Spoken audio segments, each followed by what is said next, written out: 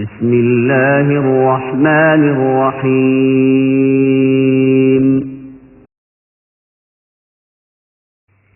മാറ്റി മാറ്റി എത്തിയതെവിടെ മാറ്റുരയ്ക്കില്ലേ 40 കൊല്ലമായി മാറ്റിച്ചൊല്ലിയ ദീനിൻ കോലങ്ങൾ കേട്ട് കേട്ട് മടുത്തു സുഹൃത്തെ കാര്യമില്ല വ്യാഖ്യാനങ്ങൾ ദീനു കൊണ്ടാണിക്കളിയെന്ന് ഓർമ്മ വയ്ക്കില്ലേ മനസ്സിൽ ഓർത്തിരിക്കില്ലേ മാറ്റി മാറ്റി എത്തിയതെവിടെ മാറ്റുരയ്ക്കില്ലേ 40 കൊല്ലമായി മാറ്റിച്ചൊല്ലിയ ദീനിൻ കോലങ്ങൾ.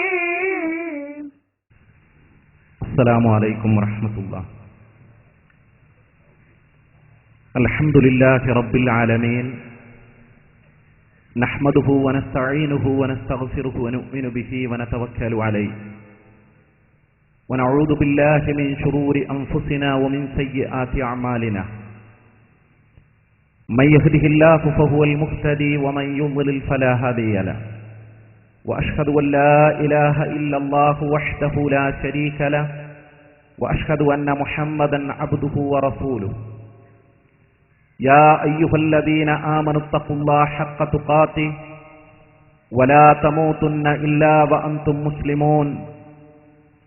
യാ അയ്യുഹന്നാസു തഖൂ റബ്ബകുമുല്ലദീ ഖലഖകും മിൻ നഫ്സിൻ വാഹിദ വഖലഖ മിൻഹാ സൗജഹാ വബസ്സ മിൻഹുമാ റിജാലൻ കസീറൻ വനിസാഅ വത്തഖുല്ലാഹല്ലദീ തസാഅലൂന ബിഹി വൽ അർഹാം ഇന്നല്ലാഹ കാന അലൈക്കും റഖീബാ. യാ അയ്യുഹല്ലദീന ആമനു തഖുല്ലാഹ വഖൂലൂ ഖൗലൻ സദീദൻ യുസ്ലിഹ് ലക്കും അഅമാലക്കും വയഗ്ഫിർ ലക്കും ദുനൂബക്കും വമൻ യുതിഇല്ലാഹ വറസൂലഹു ഫഖദ് ഫാസ ഫൗസൻ അളീമാ.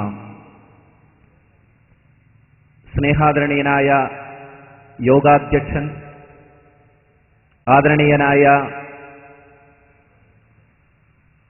വി എൻ അബ്ദുൽ ഹമീദ് സുല്ലമി, സുഹൃത്തുക്കളെ, സഹോദരങ്ങളെ, പണ്ഡിതന്മാരെ, നാട്ടുകാരെ, ജമാഅത്തെ ഇസ്ലാമി എന്തുകൊണ്ട് വിമർശിക്കപ്പെടുന്നു എന്ന തലക്കെട്ടിൽ ഒരു സംവാദം നടക്കുകയാണ്. മുജാഹിദ് പ്രസ്ഥാനം ഇത്തരം സംവാദങ്ങൾ കൊണ്ട് ഉദ്ദേശിക്കുന്നത് ജനങ്ങൾക്കറിയാനും അറിയിക്കുവാനുമുള്ള തുറന്ന അവസരങ്ങൾ സൃഷ്ടിക്കുക എന്നുള്ളതാണ്. അറിയാനുള്ള അവസരങ്ങൾ ഉണ്ടാകുമ്പോൾ ആളുകളുടെ തെറ്റുദ്ധാരണകൾ നീങ്ങും. ജമാഅത്തെ ഇസ്ലാമി പ്രവർത്തകരോടുള്ള അന്ധമായ വെറുപ്പ് കൊണ്ടോ വിദ്വേഷം കൊണ്ടോ അല്ല ഇത്തരമൊരു പരിപാടി ഇവിടെ സംഘടിപ്പിച്ചിട്ടുള്ളത് എന്ന് ഇവിടെ സൂചിപ്പിക്കുകയുണ്ടായി. മുജാഹിദ് പ്രസ്ഥാനത്തിന് മലയാളക്കരയിലെ ഏതെങ്കിലും ഒരു സംഘടനയോട് വിദ്വേഷമോ വെറുപ്പോ ഇല്ല. അവരുടെ ആദർശങ്ങളിൽ, ആശയങ്ങളിൽ വരുന്ന വ്യതിയാനങ്ങളും വ്യതിചലനങ്ങൾ സൂചിപ്പിക്കുന്നു എന്ന് മാത്രം. ജമാഅത്തെ ഇസ്ലാമിയെ നിശ്ചിതമായി വിമർശിക്കുന്ന രാഷ്ട്രീയ പ്രതിയോഗികൾ മലയാളക്കരയിലുണ്ട്. ജമാഅത്തെ ഇസ്ലാമിയുടെ കൂടാരത്തിൽ നിന്ന് ഇറങ്ങിപ്പോയി ജമാഅത്ത് സുഹൃത്തുക്കൾക്ക് എന്തെങ്കിലും മുറിവ് പറ്റുമ്പോൾ ആ മുറിവിൽ ചാരം വാരിയെറിഞ്ഞ് അട്ടഹസിക്കുന്ന റിബലുകളുണ്ട്. അതിൽ നിന്നൊക്കെ വിരുദ്ധമായി മുജാഹിദ് പ്രസ്ഥാനം സ്നേഹത്തോടുകൂടി ജമാഅത്ത് സഹോദരങ്ങളോട് സംവദിക്കുവാനുള്ള സദസ്സുകളാണ് സംഘടിപ്പിക്കാറുള്ളത്. മുജാഹിദ് പ്രസ്ഥാനവും ജമാഅത്തെ ഇസ്ലാമിയും തമ്മിലുള്ള തർക്കം ആശയതലത്തിലാണ്. അതുകൊണ്ട് ആശയതലത്തിൽ നിന്നുകൊണ്ട് പ്രമാണബദ്ധമായി കാര്യങ്ങൾ നോക്കിക്കാണേണ്ടതുണ്ട്. ജമാഅത്തെ ഇസ്ലാമിയോടുള്ള ഏതെങ്കിലും തരത്തിലുള്ള അസൂയയോ വിദ്വേഷമോ ഇത്തരമൊരു വിചാരണയ്ക്ക് ഞങ്ങളെ പ്രേരിപ്പിച്ചിട്ടില്ല, പ്രേരിപ്പിക്കുകയുമില്ല. ഇതുപോലുള്ള ഒട്ടനവധി പരിപാടികൾക്ക് മലയാളക്കര സാക്ഷ്യം വഹിച്ചു. കഴിഞ്ഞ വേനലിൽ ഒട്ടുമിക്ക പട്ടണങ്ങളിലും മുജാഹിദ് പ്രസ്ഥാനത്തിന്റെ യുവജന വിഭാഗം ഇത്തരം സംവാദ സദസ്സുകൾ സംഘടിപ്പിക്കുകയുണ്ടായി. ഇതിന്റെ ഒരു സവിശേഷത, ധൈര്യമായി ഈ സദസ്സിൽ വന്നുകൊണ്ട് ആളുകൾക്ക് ചോദിക്കാവുന്നതാണ്. സംശയം തീർക്കാവുന്ന ഒരു വൈജ്ഞാനിക സദസ്സാണ് ഇവിടെ മുജാഹിദ് പ്രസ്ഥാനം സംവിധാനിച്ചിട്ടുള്ളത്. ജമാഅത്തെ ഇസ്ലാമി എന്തുകൊണ്ടാണ് വിമർശിക്കപ്പെടുന്നത്? ജമാഅത്തെ ഇസ്ലാമിയുടെ കളങ്കിത മുഖം സമൂഹത്തിൽ കൂടുതൽ വ്യക്തമായി ബോധ്യമാവുകയും ബുദ്ധിജീവികൾക്കിടയിലും സാംസ്കാരിക നായകർക്കിടയിലും സാധാരണക്കാർക്കിടയിൽ പോലും ജമാഅത്തെ ഇസ്ലാമി നിർമ്മിച്ചു വച്ചിരുന്ന ഒരു ഇമേജിന് കോട്ടം തട്ടുകയും ചെയ്ത ഒരു സാഹചര്യത്തിലാണ് ഇത്തരം ഒരു ചർച്ച നാം സംഘടിപ്പിക്കുന്നത്. ജമാഅത്തെ ഇസ്ലാമി ഒരു വ്യാജ നിർമ്മിതിയായിരുന്നു ഇവിടെ നടത്തിയിരുന്നത്. ഇല്ലാത്ത വാദങ്ങൾ നടത്തി, ഇല്ലാത്ത ആശയങ്ങൾ പ്രചരിപ്പിച്ച്, അപ്രായോഗികമായ സമീപനങ്ങളിലൂടെ ഒരു സമ്മതി നേടിയെടുക്കുവാനുള്ള ശ്രമം നടത്തി. ഈ നാട്ടിലെ ബുദ്ധിജീവികളെയും സാംസ്കാരിക നായകരെയും കബളിപ്പിക്കുവാനുള്ള ശ്രമമുണ്ടായി. പക്ഷേ ജമാഅത്തെ ഇസ്ലാമി മനുഷ്യരുടെ മുമ്പിൽ വയ്ക്കുന്ന ആശയങ്ങൾ പ്രതിലോമകരമായ ആശയങ്ങളാണ് എന്ന് ഒട്ടുമിക്ക ബുദ്ധിജീവികളും സാംസ്കാരിക നായകരും സാധാരണക്കാരും തിരിച്ചറിഞ്ഞ ഒരു സന്ദർഭമാണിത്. ഇനി തിരിച്ചറിയാനുള്ളത് സ്റ്റേജും പേജും കിട്ടുന്ന ചില കപട ആക്ടിവിസ്റ്റുകൾക്കും സ്വത്ത ഇരവാദികൾക്കും അതുപോലെ പഴയ നക്സലൈറ്റുകൾക്കും മാത്രമാണ് ഇനിയും ജമാഅത്തെ ഇസ്ലാമിയുടെ വ്യാജവർണം തിരിച്ചറിയാനുള്ളത്. മലയാളക്കരയിലെ ഒട്ടുമിക്ക സാംസ്കാരിക നായകരും ബുദ്ധിജീവികളും ഇവിടുത്തെ ആനുകാലിക പ്രസിദ്ധീകരണങ്ങളിലൂടെ ജമാഅത്തെ ഇസ്ലാമി നിശബ്ദമായി ഇവിടെ നിർവഹിച്ചുകൊണ്ടിരിക്കുന്ന അവരുടെ ഭാഷയിലെ ജിഹാദിനെ സംബന്ധിച്ച് കൃത്യമായി വിശദീകരിച്ചുകൊണ്ടിരിക്കുന്നു. ജമാഅത്ത് സുഹൃത്തുക്കൾക്ക് ബൗദ്ധികമായി അത്തരം ആരോപണങ്ങൾക്ക് മറുപടി പറയാനാവാതെ എന്തൊക്കെയോ എഴുതുകയും പറയുകയും ചെയ്തുകൊണ്ട് വെപ്രാളപ്പെടുന്ന ഒരു കാഴ്ചയാണ് കാണുന്നത്. അത്തരം ആരോപണങ്ങൾ നടത്തുന്നവരോടൊപ്പം കൂടി ജമാഅത്ത് സുഹൃത്തുക്കളെ വേദനിപ്പിക്കുവാൻ ഞങ്ങൾ ഉദ്ദേശിക്കുന്നില്ല. ജമാഅത്തെ ഇസ്ലാമി എന്തുകൊണ്ടാണ് വിമർശിക്കപ്പെടുന്നത്? ഒന്ന്, അത് മതവിരുദ്ധമായ ഇസ്ലാം വിരുദ്ധമായ ആശയങ്ങളാണ് സമൂഹത്തിൽ പ്രചരിപ്പിക്കുന്നത്. മതവിരുദ്ധമായ ഇസ്ലാം വിരുദ്ധമായ ആശയങ്ങളാണ് സമൂഹത്തിൽ ഇസ്ലാം എന്ന് പറഞ്ഞുകൊണ്ട് പ്രചരിപ്പിച്ചുകൊണ്ടിരിക്കുന്നത്. രണ്ടാമതായി, ജമാഅത്തെ ഇസ്ലാമി ഈ സമൂഹത്തിൽ പ്രചരിപ്പിച്ചുകൊണ്ടിരിക്കുന്നത് അപ്രായോഗികമായ ആശയങ്ങളാണ്. ഇസ്ലാമിനെയും മുസ്ലിമീങ്ങളെയും മറ്റുള്ളവർ പരിഹസിക്കുന്ന രൂപത്തിലുള്ള അപ്രായോഗികമായ ആശയങ്ങളാണ് നിരന്തരം പ്രചരിപ്പിച്ചുകൊണ്ടിരിക്കുന്നത്. മൂന്ന്, മുഴുവൻ മുസ്ലിമീങ്ങളെയും, ജമാഅത്തുകാരല്ലാത്ത മുഴുവൻ മുസ്ലിമീങ്ങളെയും രാഷ്ട്രീയ ശിർക്കാരോപിച്ച് മുശ്രിക്കും കാഫിറുമാക്കി എന്നുള്ളതാണ് ജമാഅത്തെ ഇസ്ലാമിയെ ഇവിടെ വിചാരണ ചെയ്യാൻ ഞങ്ങളെ പ്രേരിപ്പിച്ചിട്ടുള്ളത്. നാല്, രാജ്യവിരുദ്ധമായ മതേതര വിരുദ്ധമായ ഈ നാടിന്റെ പുരോഗതിക്ക് തടസ്സം നിൽക്കുന്ന, ഈ രാജ്യത്തിന്റെ ഐക്യത്തിനും അഖണ്ഡതയ്ക്കും തടസ്സം നിൽക്കുന്ന പ്രതിലോമകരമായ ആശയങ്ങളാണ് നാളിതുവരെ എഴുതിയിട്ടുള്ളത്, പറഞ്ഞിട്ടുള്ളത്, ഇപ്പോഴും തുടർന്നുകൊണ്ടിരിക്കുന്നത്. അഞ്ച്, തീവ്രവാദത്തിന്റെയും മതരാഷ്ട്രവാദത്തിന്റെയും ഏറ്റവും വൃത്തികെട്ട ആശയങ്ങളുടെ പരിസരമൊരുക്കിക്കൊണ്ടാണ് ജമാഅത്തെ ഇസ്ലാമിയുടെ പ്രവർത്തിച്ചുകൊണ്ടിരിക്കുന്നത്.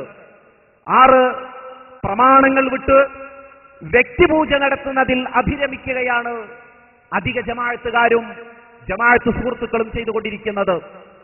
ഏഴാമതായി, എന്നും ഇസ്ലാം വിരുദ്ധ ലോബിയോടൊപ്പം കൂടുകയും ഇസ്ലാമിക വൃത്തത്തിൽ കയറി ഇസ്ലാമിനെ തകർക്കാൻ ശ്രമിക്കുന്ന ഷിയകളോട് അടുത്ത ബന്ധം പുലർത്തുകയും ചെയ്യുന്നു എന്നുള്ളതാണ്.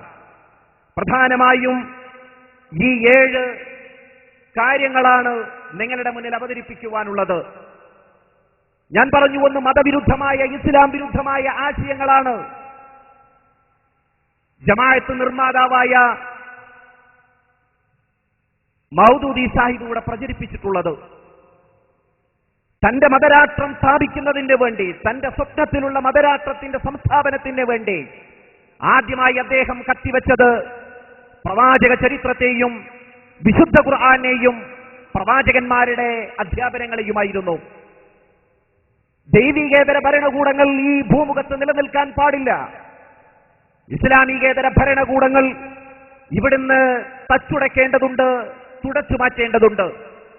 700 കൊല്ലം ഇന്ത്യ ഭരിച്ച മുസ്ലിമീങ്ങളുടെ ഉജ്ജ്വലമായ ചരിത്രം വായിച്ച് ആവേശം പൂണ്ട അവിവേകിയായ ഒരു ഉറുദു സാഹിത്യകാരന്റെ തൂലികയിൽ നിന്നാണ് ഇത്തരം രക്തഗന്ധമുള്ള ആശയങ്ങൾ ഇന്ത്യ രാജ്യത്തേക്ക് പ്രവഹിച്ചത്, ഇന്ത്യ രാജ്യത്തേക്ക് പടർന്നത്. ഈ രക്തഗന്ധമുള്ള ആശയങ്ങൾ അതിന് ബലം നൽകുന്നതിന് വേണ്ടി അദ്ദേഹം സ്വീകരിച്ചത് ഖുർആനെയും സുന്നത്തിനെയുമാണ്. എല്ലാ കാലഘട്ടത്തിലെയും വ്യതിയാന കക്ഷികൾ, സമൂഹത്തെ പിഴപ്പിക്കുവാൻ വേണ്ടി പരിശ്രമിക്കുന്നവർ വിശുദ്ധ ഖുർആനെയും തിരുനബിയുടെ ചര്യയുമാണ് വികലമാക്കിയിട്ടുള്ളത്, അതിന്റെ ആശയ പ്രപഞ്ചത്തെ ന്യൂനീകരിച്ചിട്ടുള്ളത്. ഇവിടെ സയ്യിദ് മൗദൂദിയും ചെയ്തത് അതുതന്നെയാണ്. പ്രവാചകന്മാരുടെ ചരിത്രത്തെ അദ്ദേഹം ചുരുക്കിക്കൊണ്ടുവന്നു. വിശുദ്ധ ഖുർആൻ ഒരാവർത്തി വായിക്കുന്ന ഏവർക്കും ബോധ്യമാവും എന്തിനാണ് മാനുഷികത്തിലേക്ക് പ്രവാചകന്മാരെ അള്ളാഹു നിയോഗിച്ചത്.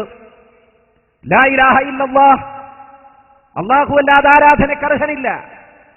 ഈ പ്രാപഞ്ചിക സത്യം ജീവിതത്തിലൂടെ മനുഷ്യരെ പഠിപ്പിക്കുക എന്ന ദൗത്യമായിരുന്നു മുഴുവൻ പ്രവാചകന്മാർക്കും ഉണ്ടായിരുന്നത്. പ്രഥമവും പ്രധാനവുമായി ആ പ്രവാചകന്മാർ സമൂഹത്തിൽ നിർവഹിച്ചത് അതാണ്. പക്ഷേ അങ്ങനെ പ്രവാചകന്മാർ ലാ ഇലാഹ ഇല്ലല്ലാഹ് എന്ന ആശയം പ്രചരിപ്പിച്ചു എന്ന് മൗദൂദി സാഹിബിന് അംഗീകരിക്കാനാവില്ല. കാരണം തന്റെ മനസ്സിൽ ഉള്ള ഒരു മതരാഷ്ട്രമുണ്ട്. ആ മതരാഷ്ട്രം സ്ഥാപിക്കുന്നതിന് പ്രവാചകന്മാരുടെ ചരിത്രത്തെ വികലമാക്കണം. നേരായ പ്രവാചക ചരിത്രം സമൂഹത്തിൽ കൽപ്പിച്ചാൽ തന്റെ ഈ വികലമായ ആശയത്തിന് പിൻബലം ലഭിക്കില്ല. അതുകൊണ്ട് അദ്ദേഹം പറഞ്ഞു, പ്രവാചകന്മാരെ ഭൂമുഖത്തേക്ക് നിയോഗിച്ചിട്ടുള്ളത് ലീഖാമത്തി ദൗലത്തിൻ ഇലാഹിയ, ഒരു ദൈവിക രാഷ്ട്രം സ്ഥാപിക്കുന്നതിന് വേണ്ടിയാണ്. ഒരു ദൈവിക രാഷ്ട്രം സ്ഥാപിക്കുക എന്നതാണ് മുഴുവൻ പ്രവാചകന്മാരെയും നിയോഗിച്ചതിന്റെ ലക്ഷ്യമെന്ന് മൗദൂദി സാഹിബ് യാതൊരു വിഷമവുമില്ലാതെ എഴുതി വെക്കുകയുണ്ടായി. എന്നിട്ട് അദ്ദേഹം പറഞ്ഞു, ഈ രാഷ്ട്രീയ വിപ്ലവം സാധിച്ചെടുക്കാൻ ചില പ്രവാചകന്മാർക്ക് മാത്രമാണ് സാധിച്ചത്. ഇബ്രാഹിം നബി അലൈഹി സ്വലാത്തു വസ്സലാമിന് സാധിച്ചില്ല. അദ്ദേഹം അതിന് മണ്ണ് പാകപ്പെടുത്തുമ്പോഴേക്കും അദ്ദേഹത്തിന്റെ അവധി കഴിഞ്ഞുപോയി. വിശുദ്ധരായ പ്രവാചകന്മാരുടെ വിശുദ്ധമായ ചരിത്രത്തെ കളങ്കമാക്കിക്കൊണ്ടാണ് സയ്യിദ് മൗദൂദി തന്റെ രക്തഗന്ധമുള്ള ഈ ആശയം ഇന്ത്യ ഉപഭൂഖണ്ഡത്തിൽ പ്രചരിപ്പിക്കാൻ തുടങ്ങുന്നത്. നോക്കൂ, പ്രവാചകന്മാരെ സംബന്ധിച്ച് വിശുദ്ധ ഖുർആൻ മാനവതയെ പഠിപ്പിക്കുന്ന ഒരു സത്യം, മുഴുവൻ പ്രവാചകന്മാരെയും നാം നിയോഗിച്ചിട്ടുള്ളത് ലാ ഇലാഹ ഇല്ലല്ലാഹ് എന്ന സന്ദേശം വഹി നൽകിയിട്ടാണ്, മുഴുവൻ പ്രവാചകന്മാരും. എന്നാൽ സയ്യിദ് മൗദൂദി പ്രവാചകന്മാരുടെ ദൗത്യത്തെ അദ്ദേഹം വികലമാക്കി. അദ്ദേഹം പറഞ്ഞു, ഇബ്രാഹിം നബി അലൈഹി സ്വലാത്തു വസ്സലാമിന് തന്റെ ദൗത്യം പൂർത്തീകരിക്കാൻ സാധിച്ചില്ല. വഇബ്രാഹിം അല്ലദീ വഫ, വിശുദ്ധ ഖുർആൻ പറഞ്ഞു, ഇബ്രാഹിം നബി തന്റെ ഡ്യൂട്ടി കൃത്യമായി നിർവഹിച്ചു, തന്റെ ദൗത്യം പൂർണ്ണമാക്കി. എന്നാൽ സയ്യിദ് മൗദൂദി പറഞ്ഞു, ഇല്ല, ഇബ്രാഹിം നബി അലൈഹി സ്വലാത്തു വസ്സലാമിന് തന്റെ ദൗത്യം പൂർത്തീകരിക്കാൻ സാധിച്ചില്ല. കാരണം ഒരു രാഷ്ട്രീയ വിപ്ലവത്തിന്റെ മണ്ണ് കുഴച്ച് പാകപ്പെടുത്താൻ, ഒരു കൊശവന്റെ പണിയെടുക്കാൻ മാത്രമേ അദ്ദേഹത്തിന് സാധിച്ചുള്ളൂ എന്നാണ് സയ്യിദ് മൗദൂദി എഴുതി വെച്ചിട്ടുള്ളത്. അതുകൊണ്ടാണ് മുജാഹിദ് പ്രസ്ഥാനം പറയുന്നത്, ജമാഅത്തെ ഇസ്ലാമിക്കാർക്ക് ഇവിടെ തെറ്റ് സംഭവിച്ചു. തങ്ങളുടെ ആചാര്യനെ തൊണ്ട തൊടാതെ വിഴുങ്ങിയത് കാരണത്താലാണ് ഈ അബദ്ധം സംഭവിച്ചത്. മൗദൂദി സാഹിബിനെ കേരളക്കരയിൽ നിന്ന് മാന്യമായി യാത്രയപ്പ് നൽകിയിരുന്നുവെങ്കിൽ ശേഷിക്കുന്ന ജമാഅത്തുകാർക്കെങ്കിലും ഈ മഹാകളങ്കത്തിൽ നിന്ന് രക്ഷപ്പെടാമായിരുന്നു. പക്ഷേ ഇന്നും അത് ആവർത്തിച്ചുകൊണ്ടിരിക്കുന്നു, എഴുതിക്കൊണ്ടിരിക്കുന്നു, പ്രചരിപ്പിച്ചുകൊണ്ടിരിക്കുന്നു, അച്ചടിച്ച് വിതരണം ചെയ്തുകൊണ്ടിരിക്കുന്നു. മാത്രമല്ല പ്രവാചകന്മാരുടെ ദൗത്യത്തെക്കുറിച്ച് പറഞ്ഞത് അവർ സാമ്രാജ്യത്വ പോരാളികളായിരുന്നു എന്നാണ്. ഈ അടുത്ത ദിവസം വരെ അവരുടെ ദിനപത്രത്തിൽ സാമ്രാജ്യത്വ പോരാളികളായിട്ട് മാത്രമാണ് ലോകത്തിന്റെ പ്രവാചകനെ വിശേഷിപ്പിച്ചിട്ടുള്ളത്, അല്ലെങ്കിൽ പ്രവാചകന്മാരെ വിശേഷിപ്പിച്ചിട്ടുള്ളത്. തങ്ങളുടെ വായിൽ എപ്പോഴും കടന്നു വരുന്ന സാമ്രാജ്യത്വം ഇങ്ങനെ ഈ സാമ്രാജ്യത്വത്തിലേക്ക് വിശുദ്ധരായ പ്രവാചകന്മാരുടെ ദൗത്യത്തെ ചുരുക്കിക്കെട്ടി. എന്നിട്ടെന്ത് പറഞ്ഞു? മുഴുവൻ പ്രവാചകന്മാരും സാമ്രാജ്യത്വത്തിന് ഭീഷണി തീർക്കുന്ന രൂപത്തിലാണ് നിലകൊണ്ടത്. ലാ ഇലാഹ ഇല്ലല്ലാഹ് പ്രചരിപ്പിച്ചതോ, ലാ ഇലാഹ ഇല്ലല്ലാഹ്ക്ക് വേണ്ടി പടവെട്ടിയതോ, ലാ ഇലാഹ ഇല്ലല്ലാഹ്ക്ക് വേണ്ടി പാടുപെട്ടതോ വിസ്മരിച്ചുകൊണ്ടാണ് പ്രവാചകന്മാരുടെ ചരിത്രത്തെ വളരെ ചുരുങ്ങിയ ഒരു ഏരിയയിലേക്ക് സയ്യിദ് മൗദൂദി കൊണ്ടുവന്നത്. എന്തിനു വേണ്ടിയാണ് അദ്ദേഹം കൊണ്ടുവന്നത്? ദൈവീകേതരമായി, ഇസ്ലാമികേതരമായ ഒരു ഭരണകൂടം ഇവിടെ ഭൂമുഖത്തുണ്ടാവാൻ പാടില്ല. ആ ഭരണകൂടങ്ങളെ ലോകത്തുനിന്ന് തച്ചുടക്കേണ്ടതുണ്ട് എന്ന അവിവേകത്തിന്റെ ചിന്തയാണ്, ചോരമണക്കുന്ന ഈ ചിന്തയ്ക്ക് വേണ്ടിയാണ് അദ്ദേഹം പ്രവാചകന്മാരുടെ ചരിത്രത്തെ ഇത്രത്തോളം വികലമാക്കിയത്. മാത്രമല്ല, വിശുദ്ധ ഖുർആനും പ്രവാചക ചര്യയും എങ്ങനെ മനസ്സിലാക്കണമെന്ന് ലോകത്തിനൊരു മാനദണ്ഡമുണ്ട്. ലോകത്തിന്റെ പ്രവാചകൻ ഓരോ വചനങ്ങളും വിശദീകരിച്ചു കൊടുക്കുമ്പോൾ ആ വചനങ്ങൾ ലോകത്തിന്റെ പ്രവാചകനിൽ നിന്ന് കേട്ട സ്വഹാബാക്കളുണ്ട്. ഈ പൂർവികരായ ആളുകൾ എങ്ങനെ വിശുദ്ധ ഖുർആനും തിരുനബിയുടെ ചര്യയും മനസ്സിലാക്കി? അതൊരു മാനദണ്ഡമാണ്. സർവകക്ഷിത്വങ്ങളുടെയും വിഭാഗീയതയുടെയും വേരറുക്കുന്ന മാനദണ്ഡം, വക്രതയില്ലാത്ത വഴിയിലേക്ക് മനുഷ്യരെ കൊണ്ടെത്തിക്കുന്ന മാനദണ്ഡം, വിഭാഗീയതയുടെയും ഭേദവിചാരങ്ങളുടെയും സർവ അടരുകളെയും അടർത്തി മാറ്റുന്ന ഒരു മാനദണ്ഡമാണിത്. ഈ മാനദണ്ഡമാണ് സയ്യിദ് മൗദൂദി അങ്ങ് കഷ്ണിച്ചത്. എന്തിനു വേണ്ടി? ഇങ്ങനെയൊരു മാനദണ്ഡം വച്ചാൽ വിശുദ്ധ ഖുർആനും പ്രവാചകന്റെ ചര്യയും തന്റെ സ്വപ്നത്തിനനുസരിച്ചുകൊണ്ട് വ്യാഖ്യാനിക്കാൻ കഴിയില്ല. അതുകൊണ്ട് അദ്ദേഹം പറഞ്ഞു, ഇലാഹ്, റബ്ബ്, ദീന്, ഇബാദത്ത് തുടങ്ങിയ പദങ്ങളുടെ അർത്ഥം ലോകത്തിന്റെ പ്രവാചകന് ശേഷം കാലങ്ങളോളം അതിന്റെ കൃത്യമായ വിവക്ഷയറിയാതെ തലമുറകൾ ജീവിച്ചുപോയി. ഒരു മുസൽമാനെ സംബന്ധിച്ചിടത്തോളം അവന്റെ ജീവിതത്തിൽ നിന്ന് അടർത്തി മാറ്റാനാവാത്ത സുപ്രധാനമായ പദങ്ങളാണ് ഇലാഹ്, റബ്ബ്, ഇബാദത്ത്, ദീന് തുടങ്ങിയവ. ഒരു മുസൽമാന്റെ ജീവിതത്തിൽ നിന്ന് ഈ പദങ്ങളെ അടർത്തി മാറ്റാൻ സാധിക്കുമോ? ഇല്ല. അവന്റെ കാതുകളിൽ എപ്പോഴും ഈ പദങ്ങൾ വന്നെത്തുന്നു, അവന്റെ ചുണ്ടുകളിൽ എപ്പോഴും ഈ മന്ത്രങ്ങൾ വന്നെത്തുന്നു, അവന്റെ ഹൃദയത്തിലേക്ക് ഈ ആശയം നിരന്തരം കടന്നു വന്നുകൊണ്ടിരിക്കുന്നു. ഈ ആശയത്തെയാണ് സയ്യിദ് മൗദൂദി കത്തിവെക്കുന്നത്. അദ്ദേഹം പറഞ്ഞു, ലോകത്തിന്റെ പ്രവാചകന് ശേഷം തലമുറകളോളം ഇതിന്റെ ആശയം ശരിയായ വിവക്ഷ ആളുകൾക്ക് മനസ്സിലാക്കാൻ സാധിച്ചില്ല. പിന്നീട് അത് മനസ്സിലായത് എനിക്കാണ്. കാലങ്ങളോളം ലോകത്തിന്റെ പ്രവാചകൻ പറഞ്ഞു, എന്റെ ഉമ്മത്ത് വലാലത്തിൽ ഒരുമിച്ച് കൂടുകയില്ല. ലാ തസാലു ത്വായിഫത്തും മിൻ ഉമ്മത്തി വാഹിരീന അലൽ ഹഖ്. എന്റെ ഉമ്മത്ത് ഏതൊരു കാലഘട്ടത്തിലും സത്യത്തിൽ നിലകൊള്ളുന്ന ഒരു സമൂഹം എന്റെ ഉമ്മത്തിൽ ഉണ്ടാകും. നോക്കൂ നിങ്ങൾ, അങ്ങനെ ലോകത്തിന്റെ പ്രവാചകൻ പറഞ്ഞു തന്നു, പഠിപ്പിച്ചു തന്നു. എന്നിട്ടും സയ്യിദ് മൗദൂദി പറഞ്ഞു, ഈ സുപ്രധാനമായ പദങ്ങളുടെ അർത്ഥം കാലങ്ങളോളം മുസ്ലിം ലോകത്തിന് അറിയാതെ പോയി. പിന്നീട് അതിന്റെ ശരിയായ വിവക്ഷ എനിക്കാണ് മനസ്സിലായത്. എന്നിട്ട് അദ്ദേഹം അതിനർത്ഥം നൽകിയത് എന്താണ്? അദ്ദേഹം പറഞ്ഞു, ഇബാദത്ത് എന്ന് പറഞ്ഞാൽ തന്റെ സ്വപ്നമുണ്ടല്ലോ, ഒരു ഭരണകൂടം സ്ഥാപിക്കുക എന്നുള്ളത്. ആ സ്വപ്നത്തിനനുസരിച്ചുകൊണ്ട് ആദ്യം തന്നെ അദ്ദേഹം ഇബാദത്തിന് പുതിയൊരു അർത്ഥ നിർമ്മിതി നടത്തി. അദ്ദേഹം പറഞ്ഞു, ആരാധനയും അടിമത്തവും അനുസരണവും കൂട്ടിക്കുഴച്ചുള്ള ഒരു അർത്ഥം ഇതിന് അനിവാര്യമാണ്. അത് പറയുമ്പോഴേ അത് ശരിയാവുകയുള്ളൂ എന്ന് അദ്ദേഹം പറഞ്ഞു. അള്ളാഹുവിന്റെ റസൂലിന്റെ ദൗത്യത്തെ, റിസാലത്തിനെ അദ്ദേഹം ഗണ്ണിക്കുകയാണ്. ഈ അനുസരണ പശ പുരട്ടിക്കൊണ്ട് ഇബാദത്തിനെ വികലമാക്കി അദ്ദേഹം റിസാലത്തിന്റെ കടക്ക് കത്തിവെക്കുന്നു, ബന്ധങ്ങളുടെ കടക്ക് കത്തിവെക്കുന്നു, വിശുദ്ധ ഖുർആനിന്റെ പ്രഖ്യാപനങ്ങളുടെ കടക്ക് കത്തിവെക്കുന്നു.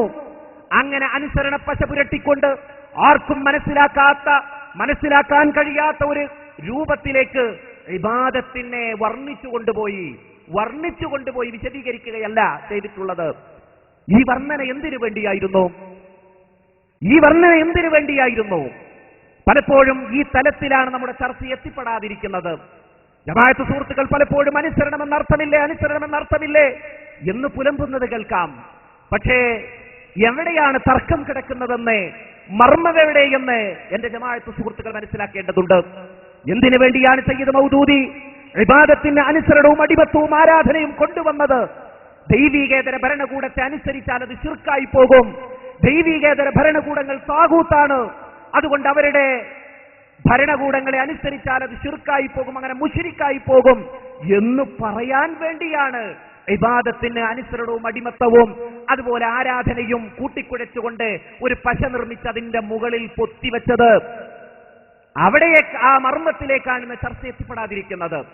സയ്യിദ് മൗദൂദിയുടെ സ്വപ്നം സാക്ഷാത്കരിക്കുന്നതിനാണ് അദ്ദേഹം ഇബാദത്തിന് ഇങ്ങനെ ഒരു അർത്ഥം കൊണ്ടുവന്നത്. പിന്നെയോ ദീൻ എന്ന് പറഞ്ഞാൽ അദ്ദേഹത്തിന്റെ വ്യാഖ്യാനത്തിൽ വെറും ഒരു സ്റ്റേറ്റ് മാത്രമാണ്. ഒരു സ്റ്റേറ്റ് ആയിക്കൊണ്ടാണ് അദ്ദേഹം ഈ ദീനിനെ ന്യൂനീകരിച്ചിട്ടുള്ളത്, ചുരുക്കിക്കൊണ്ടുവന്നിട്ടുള്ളത്.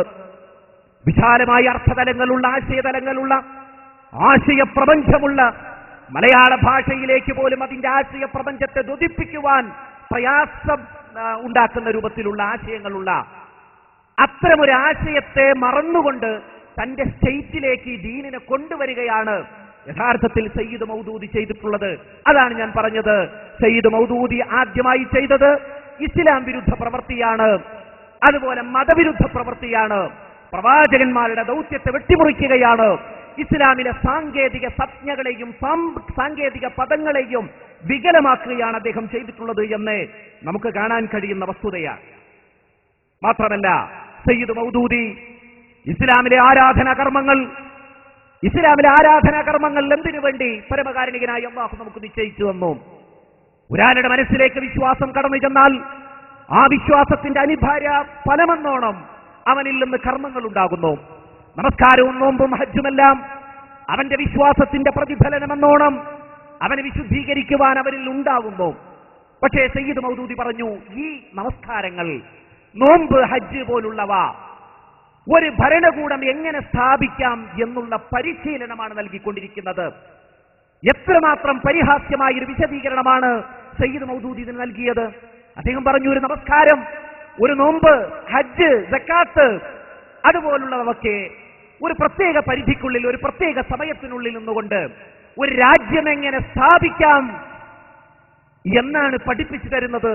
എന്നിട്ട് ബാങ്ക് എന്ന് പറഞ്ഞാൽ അത് സൈനിക കാഹളം മുഴക്കലാണ് എന്ന് വരെ അദ്ദേഹം ഇസ്ലാമിനെ പരിഹസിച്ചു. ഇതുകൊണ്ടാണ് ജമാഅത്ത് സുഹൃത്തുക്കളെ ഇത്തരം സ്റ്റേജുകൾ കെട്ടിക്കൊണ്ട് ഇക്കാര്യം പറയേണ്ടി വരുന്നത്. ഇതെല്ലാം വിസ്മരിച്ചുകൊണ്ട് താൽക്കാലികമായ എന്തെല്ലാം നിർമ്മിതികൾ നടത്തിയാലും അതെല്ലാം തകർന്നു പോകും. മുജാഹിദ് പ്രസ്ഥാനത്തിന്റെ ചരിത്രം പരിശോധിച്ചാൽ അറിയാം, ജമാഅത്തെ ഇസ്ലാമിയുടെ അപകടം തിരിച്ചറിഞ്ഞ നാള് മുതൽ തന്നെ മലയാളക്കരയിൽ അതിശക്തമായി കൊണ്ട് മുജാഹിദ് പ്രസ്ഥാനം ജമാഅത്തിന്റെ അപകടം ജനങ്ങൾക്ക് ബോധ്യപ്പെടുത്തുവാൻ പ്രവർത്തിച്ചുകൊണ്ടിരിക്കുന്നു. അതിന്റെ ഫലം ഇന്ന് കേരളക്കര അനുഭവിച്ചുകൊണ്ടിരിക്കുന്നു എന്നുള്ളതാണ്. അവരുടെ ഈ പൊളിറ്റിക്കൽ ഇസ്ലാമിനെ കുഞ്ചിക സ്ഥാനങ്ങളിൽ എത്തിക്കുവാൻ മലയാളക്കരയിൽ സാധിച്ചില്ലെന്ന് മാത്രമല്ല, പരാജയത്തിന്റെ പടുകുഴിയിൽ വീണുകൊണ്ട് മോങ്ങുന്ന ഒരവസ്ഥയിൽ എത്തിച്ചേരുകയും ചെയ്തു. ഇത് മലയാളക്കരക്ക് സാധിച്ചത് ഇന്നോ ഇന്നലെയോ പൊട്ടിമുളച്ച ഏതെങ്കിലും രാഷ്ട്രീയ സംഘടനകള് സ്റ്റേജ് കെട്ടി വായിട്ടലച്ചത് കൊണ്ടല്ല. ഇവിടെ മുജാഹിദ് പ്രസ്ഥാനം അന്ധവിശ്വാസങ്ങൾക്കും അനാചാരങ്ങൾക്കുമെതിരെ ഗ്രാമാന്തരങ്ങളിൽ പോയി പ്രബോധനം നടത്തി. അങ്ങനെ പ്രബോധനം നടത്തി കാട് വെട്ടിത്തെളിയിക്കുമ്പോഴായിരിക്കും പൊളിറ്റിക്കൽ ഇസ്ലാമിന്റെ ആളുകൾ ഒരു ബോർഡുമായോ അല്ലെങ്കിൽ ഒരു ബാനറുമായോ അല്ലെങ്കിൽ ഒരു നോട്ടീസുമായോ നാട്ടിൽ പ്രത്യക്ഷപ്പെടുന്നത്. കലക്ക് വെള്ളത്തിൽ മീൻ പിടിക്കുക എന്ന ശൈലി മാത്രമാണ് ലോകത്തുടനീളം പൊളിറ്റിക്കൽ ഇസ്ലാമിന്റെ ആളുകൾ പയറ്റി തെളിച്ചുകൊണ്ടിരിക്കുന്നത്. ഈ നാട്ടിലും മറുനാട്ടിലുമൊക്കെ അങ്ങനെ തന്നെ അത് തുടരുകയും ചെയ്യുന്നു. ഞാൻ പറയുന്നത് മതവിരുദ്ധമായ, ഇസ്ലാം വിരുദ്ധമായ ആശയങ്ങളാണ് സയ്യിദ് മൗദൂദി ഇന്ത്യ ഉപഭൂഖണ്ഡത്തിൽ പ്രചരിപ്പിച്ചിട്ടുള്ളത്. അതുകൊണ്ട് തന്നെയാണ് ബുദ്ധിജീവികൾ പറഞ്ഞത്, ലഖദിൻ ഫറദൽ മൗദൂദി അമ്മൻ സബഖഹു മിനൽ മുഫക്കിരീന വൽ മുജ്തഹിദീന വൽ മുജദ്ദിദീൻ വഅലാമി സഹ്വത്തിൽ ഇസ്ലാമിയ്യ ബിവസ്ഫി വാഖിഇൽ മുസ്ലിമീന വമുജ്തമആതിഹിം ബിൽ ജാഹിലിയ്യ വഹകമ അലൈഹ ബിൽ കുഫർ. ഡോക്ടർ മുഹമ്മദ് അമ്മാറയെ പോലുള്ള ആളുകൾ എഴുതി വെച്ചു, സയ്യിദ് മൗദൂദി പറഞ്ഞത്, ലഖദിൻ ഫറദൽ മൗദൂദി അമ്മൻ സബഖഹു മിനൽ മുഫക്കിരീന വൽ മുജ്തഹിദീന വൽ മുജദ്ദിദീൻ വഅലാമി സഹ്വത്തിൽ ഇസ്ലാമിയ്യ ബിവസ്ഫി വാഖിഇൽ മുസ്ലിമീന വമുജ്തമആതിഹിം ബിൽ ജാഹിലിയ്യ വഹകമ അലൈഹ ബിൽ കുഫർ. ഡോക്ടർ മുഹമ്മദ് അമ്മാറയെ പോലുള്ള ആളുകൾ എഴുതി വെച്ചു, ഡോക്ടർ മുഹമ്മദ് അമ്മാറയെ പോലുള്ള ആളുകൾ എഴുതി വെച്ചു, ഇതാ സയ്യിദ് മൗദൂദി ഒറ്റപ്പെട്ടിരിക്കുന്നു മുസ്ലിം ലോകത്ത്. മറ്റു പണ്ഡിതന്മാരിൽ നിന്ന്, നവോത്ഥാന നായകന്മാരിൽ നിന്ന്, പടുക്കളായ പണ്ഡിതന്മാരിൽ നിന്ന് അദ്ദേഹം ഒറ്റപ്പെട്ടിരിക്കുന്നു. കാരണമെന്ത്? സമകാലിക മുസ്ലിം സമൂഹത്തെ ജാഹിലിയത്തിൽ കുറ്റിയടിച്ച് കെട്ടുകയും അവരുടെ മേൽ കുഫ്ർ ആരോപിക്കുകയും ചെയ്തതിനാലാണ് അദ്ദേഹം ഒറ്റപ്പെട്ടത് എന്ന് ഡോക്ടർ മുഹമ്മദ് അമ്മാറയെ പോലുള്ള ആളുകൾ എഴുതി വെച്ചത് എന്റെ ജമാഅത്ത് സുഹൃത്തുക്കൾ പരിശോധിക്കേണ്ടതുണ്ട്. ഇത്തരം ബുദ്ധിജീവികളെ ഇങ്ങനെ ഒരു നിഗമനത്തിലേക്ക് എത്തിക്കുവാനുള്ള കാരണമെന്ത്? അവരുടെ ഈ പ്രവൃത്തി തന്നെ ഒറ്റപ്പെട്ടുപോയി എന്നുള്ള ഒറ്റപ്പെട്ട ആശയങ്ങൾ. എന്തിനായിരുന്നു സയ്യിദ് മൗദൂദി ആശയങ്ങൾ മുഴുവൻ രൂപീകരിച്ചുകൊണ്ട് നിർമ്മിച്ചുകൊണ്ട് ഇന്ത്യ ഉപഭൂഖണ്ഡത്തേക്ക് ഇറങ്ങിയത്? അതാ ഞാൻ നേരത്തെ പറഞ്ഞത്. അദ്ദേഹത്തിന്റെ മനസ്സിലൊരു സ്വപ്നമുണ്ട്, ഒരു രാജ്യം സ്ഥാപിക്കുക, ഒരു മതരാഷ്ട്രം സ്ഥാപിക്കുക, അതിനുവേണ്ടിയുള്ള വിഭവങ്ങൾ ഒരുക്കുക. അതിന്റെ മുന്നിൽ ഇസ്ലാം അദ്ദേഹത്തിന് തടസ്സമായില്ല, മുസ്ലിങ്ങൾ അദ്ദേഹത്തിന് പ്രശ്നമായില്ല, ആദർശം അദ്ദേഹത്തിന് പ്രശ്നമായില്ല, സലഫു സാലിഹീങ്ങൾ അദ്ദേഹത്തിന് പ്രശ്നമായില്ല. ഇസ്ലാമിലെ സുപ്രധാനമായ സാങ്കേതിക സംജ്ഞകൾ ചവിട്ടി അരച്ചുകൊണ്ട് അതിനു മീതെ നൃത്തം ചവിട്ടാൻ അദ്ദേഹത്തിന് യാതൊരു വിഷമവും ഉണ്ടായില്ല. അതെല്ലാം അദ്ദേഹം ചെയ്തു. അതിന്ന് ആളുകൾ ഇങ്ങനെ ഏറ്റുപിടിച്ച് പ്രവർത്തിച്ചുകൊണ്ടിരിക്കുന്നു. യഥാർത്ഥത്തിൽ പാശ്ചാത്യൻ ചിന്തകളായിരുന്നു സയ്യിദ് മൗദൂദി ഇന്ത്യൻ ഉപഭൂഖണ്ഡത്തിൽ പ്രചരിപ്പിച്ചിട്ടുള്ളത്. സയ്യിദ് മൗദൂദി മാത്രമല്ല, മതരാഷ്ട്രവാദത്തിന്റെ പൊളിറ്റിക്കൽ ഇസ്ലാമിന്റെ വക്താക്കൾ ലോകത്തുടനീളം പ്രചരിപ്പിച്ചിട്ടുള്ളത് മാർക്സിന്റെയും ഹെഗലിന്റെയും ആശയങ്ങളാണ് എന്നുള്ളതിന് ഒട്ടേറെ തെളിവുകൾ നമുക്ക് ഹാജരാക്കാൻ കഴിയും. പാശ്ചാത്യൻ ചിന്തകള്, ഇറ്റാലിയൻ മാർക്സിസ്റ്റായ ഗ്രാംസിയുടെ ചിന്തകൾ, അതുപോലെ മറ്റു യൂറോപ്യൻ ആശയങ്ങൾ, പാശ്ചാത്യൻ ആശയങ്ങൾ, അവയെല്ലാം വ്യാജ നിറം നൽകി, വർണ്ണം നൽകി ഇവിടെ അവതരിപ്പിക്കുകയായിരുന്നു. താനൊരു ബുദ്ധിജീവിയാണ് എന്ന് അക്കാലഘട്ടത്തിലെ ആളുകളെ ബോധ്യപ്പെടുത്തുവാൻ ഹെഗലിന്റെയും മാർക്സിന്റെയും അതുപോലുള്ള വരട്ട് തത്വശാസ്ത്രങ്ങളുടെയും തത്വങ്ങൾ കൊണ്ടുവന്നുകൊണ്ട് നിറം ചേർത്ത് അവതരിപ്പിക്കുകയായിരുന്നു അദ്ദേഹം ചെയ്തിട്ടുള്ളത്. അദ്ദേഹത്തിന്റെ ഗ്രന്ഥങ്ങൾ പരിശോധിച്ചാൽ അതിന് എമ്പാടും ഉദാഹരണങ്ങൾ നമുക്ക് കാണാൻ കഴിയുന്നു. മാത്രമല്ല, ഒട്ടേറെ ആശയങ്ങൾ മനുഷ്യരെ പഠിപ്പിക്കുന്ന, മനുഷ്യരെ വിമോചനത്തിന്റെ മഹാസന്ദേശം പഠിപ്പിക്കുന്ന ഇസ്ലാമിനെ ഒരു രാഷ്ട്രീയ പദ്ധതിയാക്കി മാത്രം അവതരിപ്പിച്ചു എന്നുള്ളതാണ് സയ്യിദ് മൗദൂദി ചെയ്ത ഏറ്റവും വലിയൊരു ക്രൂരത. ഇസ്ലാമിനെ ഒരു രാഷ്ട്രീയ പ്രത്യയശാസ്ത്രമായി മാത്രം അദ്ദേഹം ചുരുക്കിക്കെട്ടി എന്നുള്ളതാണ്. ഇസ്ലാമിന്റെ മറ്റു വിശാലമായ തലങ്ങളെ അവഗണിച്ചു. ജമാഅത്ത് സുഹൃത്തുക്കൾ മൈക്ക് കിട്ടുമ്പോൾ ഇവിടെ ഘോരഘോരം പ്രസംഗിക്കാറുണ്ട്. ഇവിടുത്തെ മുജാഹിദ് സുഹൃത്തുക്കൾ അല്ലെങ്കിൽ ഇവിടുത്തെ സുന്നി സഹോദരങ്ങൾ ഇസ്ലാമിന്റെ ഒരു ഭാഗം മാത്രമേ സ്വീകരിക്കുകയുള്ളൂ. ഇസ്ലാമിന്റെ സാമ്പത്തിക, രാഷ്ട്രീയ, നൈയാമിക മേഖലകളെ അതിശക്തമായി ചവിട്ടിയരച്ചുകൊണ്ടാണ് ഇവിടെ മുജാഹിദുകളും സുന്നികളും നീങ്ങിക്കൊണ്ടിരിക്കുന്നത്. ആ കാലഘട്ടത്തിലാണ് ഇസ്ലാമിന്റെ രാഷ്ട്രീയ മേഖലയിലേക്ക് കടന്നു വന്ന് അതിന്റെ ശരിയായ വശങ്ങൾ സമൂഹത്തെ കേൾപ്പിക്കുവാൻ പാടുപെടുന്നത് ജമാഅത്ത് ഇസ്ലാമി എന്നൊക്കെ വാചക കസർത്തുകൾ നടത്താറുണ്ട്. യഥാർത്ഥത്തിൽ ഇസ്ലാമിന്റെ ഒരു ഭാഗം മാത്രം കടിച്ച്, ഇസ്ലാമിന്റെ രാഷ്ട്രീയ ഭാഗത്തെ മാത്രം കടിച്ചുകൊണ്ട് വിശാലമായ മറ്റു ഭാഗത്തെ അവഗണിക്കുകയാണ് സയ്യിദ് മൗദൂദി ചെയ്തിട്ടുള്ളത് എന്നുള്ളത് നമുക്ക് അദ്ദേഹത്തിന്റെ ഗ്രന്ഥങ്ങളിലൂടെ തന്നെ നമുക്ക് മനസ്സിലാക്കാൻ കഴിയും. സംശയമുണ്ടെങ്കിൽ ഇൻഷാ അല്ലാഹ് മഗ്‌രിബിന് ശേഷം നടക്കുന്ന സംവാദത്തിൽ നിങ്ങൾക്ക് ചോദിക്കാവുന്നതാണ്. രണ്ടാമതായി, അപ്രായോഗികമായ ആശയമാണ് സയ്യിദ് മൗദൂദി ഇന്ത്യ ഉപഭൂഖണ്ഡത്തിൽ പ്രചരിപ്പിച്ചിട്ടുള്ളത്. അദ്ദേഹം പറഞ്ഞു, ഇസ്ലാമികേതര ഭരണകൂടത്തിന് കീഴിൽ ജീവിക്കുക എന്നുള്ളത് ഒരു മുസൽമാനെ സംബന്ധിച്ചിടത്തോളം അസംഭവ്യമാണ്. എന്ത്? ഇസ്ലാമികേതര ഭരണകൂടത്തിൽ ഒരു മുസ്ലിമായി ജീവിക്കാൻ കഴിയില്ല. നമ്മൾ എവിടെയാ ജീവിക്കുന്നത്? ഇസ്ലാമിക ഭരണകൂടത്തിലാണോ? അമേരിക്കയിൽ ജീവിക്കുന്നവൻ, ഇറ്റലിയിൽ ജീവിക്കുന്നവൻ, അതുപോലെ ലോകത്തിന്റെ വിവിധ ഭാഗങ്ങളിൽ ജീവിക്കുന്നവൻ, അവരൊക്കെ ഇസ്ലാമിക രാഷ്ട്രത്തിലാണോ ജീവിക്കുന്നത്? എന്നാൽ സയ്യിദ് മൗദൂദി പറഞ്ഞു, മറ്റൊരു വിഭാഗത്തിന്റെ അഥവാ ഇസ്ലാമികേതര ഭരണകൂടത്തിന്റെ കീഴിലാണ് കലയും വിദ്യാഭ്യാസവും അതുപോലെ നിയമവും ഒക്കെ കൈകാര്യം ചെയ്യുന്നതെങ്കിൽ അതിന് കീഴിൽ സ്വസ്ഥമായിട്ട് നിങ്ങൾക്ക് ജീവിക്കാൻ സാധ്യമല്ല ഒരു മുസ്ലിമായി എന്ന് അദ്ദേഹം എഴുതി വെച്ചു. എന്താ ഇതിന്റെ അർത്ഥം? ഇന്ത്യയിൽ നമുക്ക് മുസ്ലിമായി ജീവിക്കാൻ കഴിയില്ല. ഏതുവരെ? ഈ ഭരണകൂടത്തെ ഇവിടുന്ന് തുടച്ചു നീക്കുന്നത് വരെ. ഇവിടെ അച്യുതാനന്ദൻ സർക്കാരിനെ അല്ലെങ്കിൽ ആന്റണി സർക്കാരിനെ അല്ലെങ്കിൽ ഉമ്മൻചാണ്ടി സർക്കാരിനെ ഇവിടുന്ന് തുടച്ചു നീക്കിയാൽ മാത്രമേ, എന്നിട്ട് ഒരു ദൈവിക ഭരണകൂടം സ്ഥാപിച്ചെങ്കിൽ മാത്രമേ ഇവിടെ മുസ്ലിമായി ജീവിക്കാൻ കഴിയുകയുള്ളൂ എന്ന തികച്ചും അപ്രായോഗികമായ ആശയമാണ് സയ്യിദ് മൗദൂദി ഇവിടെ എഴുതി വെച്ചത്. നിങ്ങൾ നോക്കൂ, അദ്ദേഹം എഴുതി വെച്ചത് നേതൃത്വ ശക്തി ഇവരുടെ അധീനത്തിലായിരിക്കുന്നിടത്തോളം കാലം ശാസ്ത്രം, സാഹിത്യ, കല, വിദ്യാഭ്യാസം, പ്രസിദ്ധീകരണം, നിയമനിർമ്മാണ നടത്തിപ്പ്, ധനകാര്യം, അന്താരാഷ്ട്ര ബന്ധങ്ങൾ എന്നിങ്ങനെയുള്ള സകലതിന്റെയും കടിഞ്ഞാൺ ഇത്തരക്കാർ കൈക്കലാക്കിക്കൊണ്ടിരിക്കുന്ന കാലത്തോളം ലോകത്ത് ഒരു യഥാർത്ഥ മുസ്ലിം എന്ന നിലക്ക് ജീവിക്കുകയും അള്ളാഹുവിന്റെ അടിമത്തത്തെ സ്വജീവിത വ്യവസ്ഥയാക്കിക്കൊണ്ട് നിലകൊള്ളുകയും ചെയ്യുന്നത് പ്രയോഗത്തിൽ തീരെ അസംഭവ്യമാണ്. നടക്കാൻ പോകാത്ത കാര്യമാണ്. ഒരു സാങ്കല്പിക വീട് പോലെയാണ് എന്ന് അദ്ദേഹം പറഞ്ഞു. ഇസ്ലാമിക പ്രസ്ഥാനം സയ്യിദ് മൗദൂദിയുടെ പുറം 11 നിങ്ങൾ പരിശോധിക്കുക. അദ്ദേഹം എഴുതി വെച്ചതാ ഇസ്ലാമിക ഭരണകൂടമല്ലാത്ത ഒരു രാജ്യത്തിന് കീഴിൽ നമുക്ക് മുസ്ലിമായിട്ട് ജീവിക്കാൻ കഴിയില്ലെന്ന് യൂസുഫ് നബി അലൈഹി സ്വലാത്തു വസ്സലാമിന്റെ വിശുദ്ധമായ ചരിത്രത്തെ അവഹേളിച്ചു. നേഗസ് ചക്രവർത്തിയുടെ മുമ്പിലേക്ക് ചെന്ന മുസ്ലിം യുവരക്തങ്ങളെ അവഗണിച്ചു. നോക്കൂ നിങ്ങൾ, ചരിത്രത്തിന്റെ വിശുദ്ധമായ ഭാഗങ്ങളെ വികലമാക്കിക്കൊണ്ടാണ് ഇത്തരം ആശയങ്ങൾ ഈ സമൂഹത്തിൽ പ്രചരിപ്പിച്ചുകൊണ്ടിരിക്കുന്നത്. ലോകത്തിന്റെ പ്രവാചകന്മാരുടെ ചരിത്രം നമ്മുടെ മുമ്പിലുണ്ട്. പ്രവാചകന്മാർ വളർത്തിയെടുത്ത സമൂഹത്തിന്റെ ചരിത്രമുണ്ട്. ഇസ്ലാമിക പ്രബോധനത്തിനും പ്രചാരണത്തിനുമായി ലോകത്തിന്റെ നാനാഭാഗങ്ങളിലേക്കും ഖലീഫമാരും അതുപോലെ മറ്റുള്ള താബിഈങ്ങളും ഒക്കെ നിയോഗിച്ച മനുഷ്യരുണ്ട്. അവരൊക്കെ ഇസ്ലാമിക പ്രമാണങ്ങൾക്കനുസരിച്ചുകൊണ്ട് ജീവിച്ചവരാണ്. നോക്കൂ നിങ്ങൾ, അത്തരം ആളുകളെയൊക്കെ അവഗണിക്കുകയും അവഹേളിക്കുകയും ചെയ്യുന്നു. എന്താ പറയുന്നത്? ഒരു ഇസ്ലാമികേതര ഭരണകൂടത്തിൽ മുസ്ലിമായിട്ട് ജീവിക്കാൻ പറ്റൂല. മാത്രമല്ല, ജമാഅത്ത് സുഹൃത്തുക്കൾ പറയുന്നത് ലോകത്തൊരു ചാൺ ഭൂമിയെങ്കിലും പൂർണ്ണമായി ഇസ്ലാമിക രൂപത്തിൽ നടക്കുന്നുണ്ടോ എന്നത് സംശയമാണ് എന്നാണ്. ഇല്ല, ലോകത്ത് ഇസ്ലാമിക ഭരണമുള്ള ഒരു ചാൺ ഭൂമി പോലും ഇല്ല എന്നാണ് നമ്മുടെ ജമാഅത്ത് സുഹൃത്തുക്കൾ പറഞ്ഞുകൊണ്ടിരിക്കുന്നത്. അപ്പൊ എന്താ അർത്ഥം? ഈ ലോകത്ത് മുസ്ലിമായിട്ട് ആർക്കും ജീവിക്കാൻ കഴിയില്ല. സയ്യിദ് മൗദൂദിയുടെ തലമണ്ടയിലുള്ള ആ മതരാഷ്ട്രം ഇവിടെ സ്ഥാപിതമാകുന്നത് വരെ ജീവിച്ചവരെല്ലാം തന്നെ മുശ്രിക്കുകളായി പോയി എന്നല്ലേ യഥാർത്ഥത്തിൽ സയ്യിദ് മൗദൂദി ഇവിടെ വരച്ചു വെച്ചിട്ടുള്ളത്, എഴുതി വെച്ചിട്ടുള്ളത്? അതുകൊണ്ടാണ് ഞാൻ പറഞ്ഞത് ഇത് തികച്ചും അപ്രായോഗികമായ ഒരു ആശയമാണ് ഇവിടെ സയ്യിദ് മൗദൂദി പ്രചരിപ്പിച്ചിട്ടുള്ളത് എന്ന്. മൂന്നാമതായി സയ്യിദ് മൗദൂദി ചെയ്തത്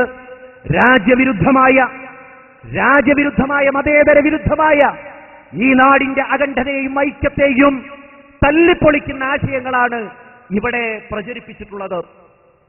നോക്കൂ നിങ്ങൾ, വഴിയടയാളങ്ങൾ എന്ന് പറയുന്ന ഒരു പുസ്തകമുണ്ട് സയ്യിദ് കുത്തുബിന്. ജമാഅത്തുകാര് തോളിലേറ്റി നടക്കുന്ന ഒരു പുസ്തകം, ജമാഅത്ത് പ്രസിദ്ധീകരണാലയങ്ങളിൽ വാങ്ങാൻ കിട്ടുന്ന ഒരു പുസ്തകം.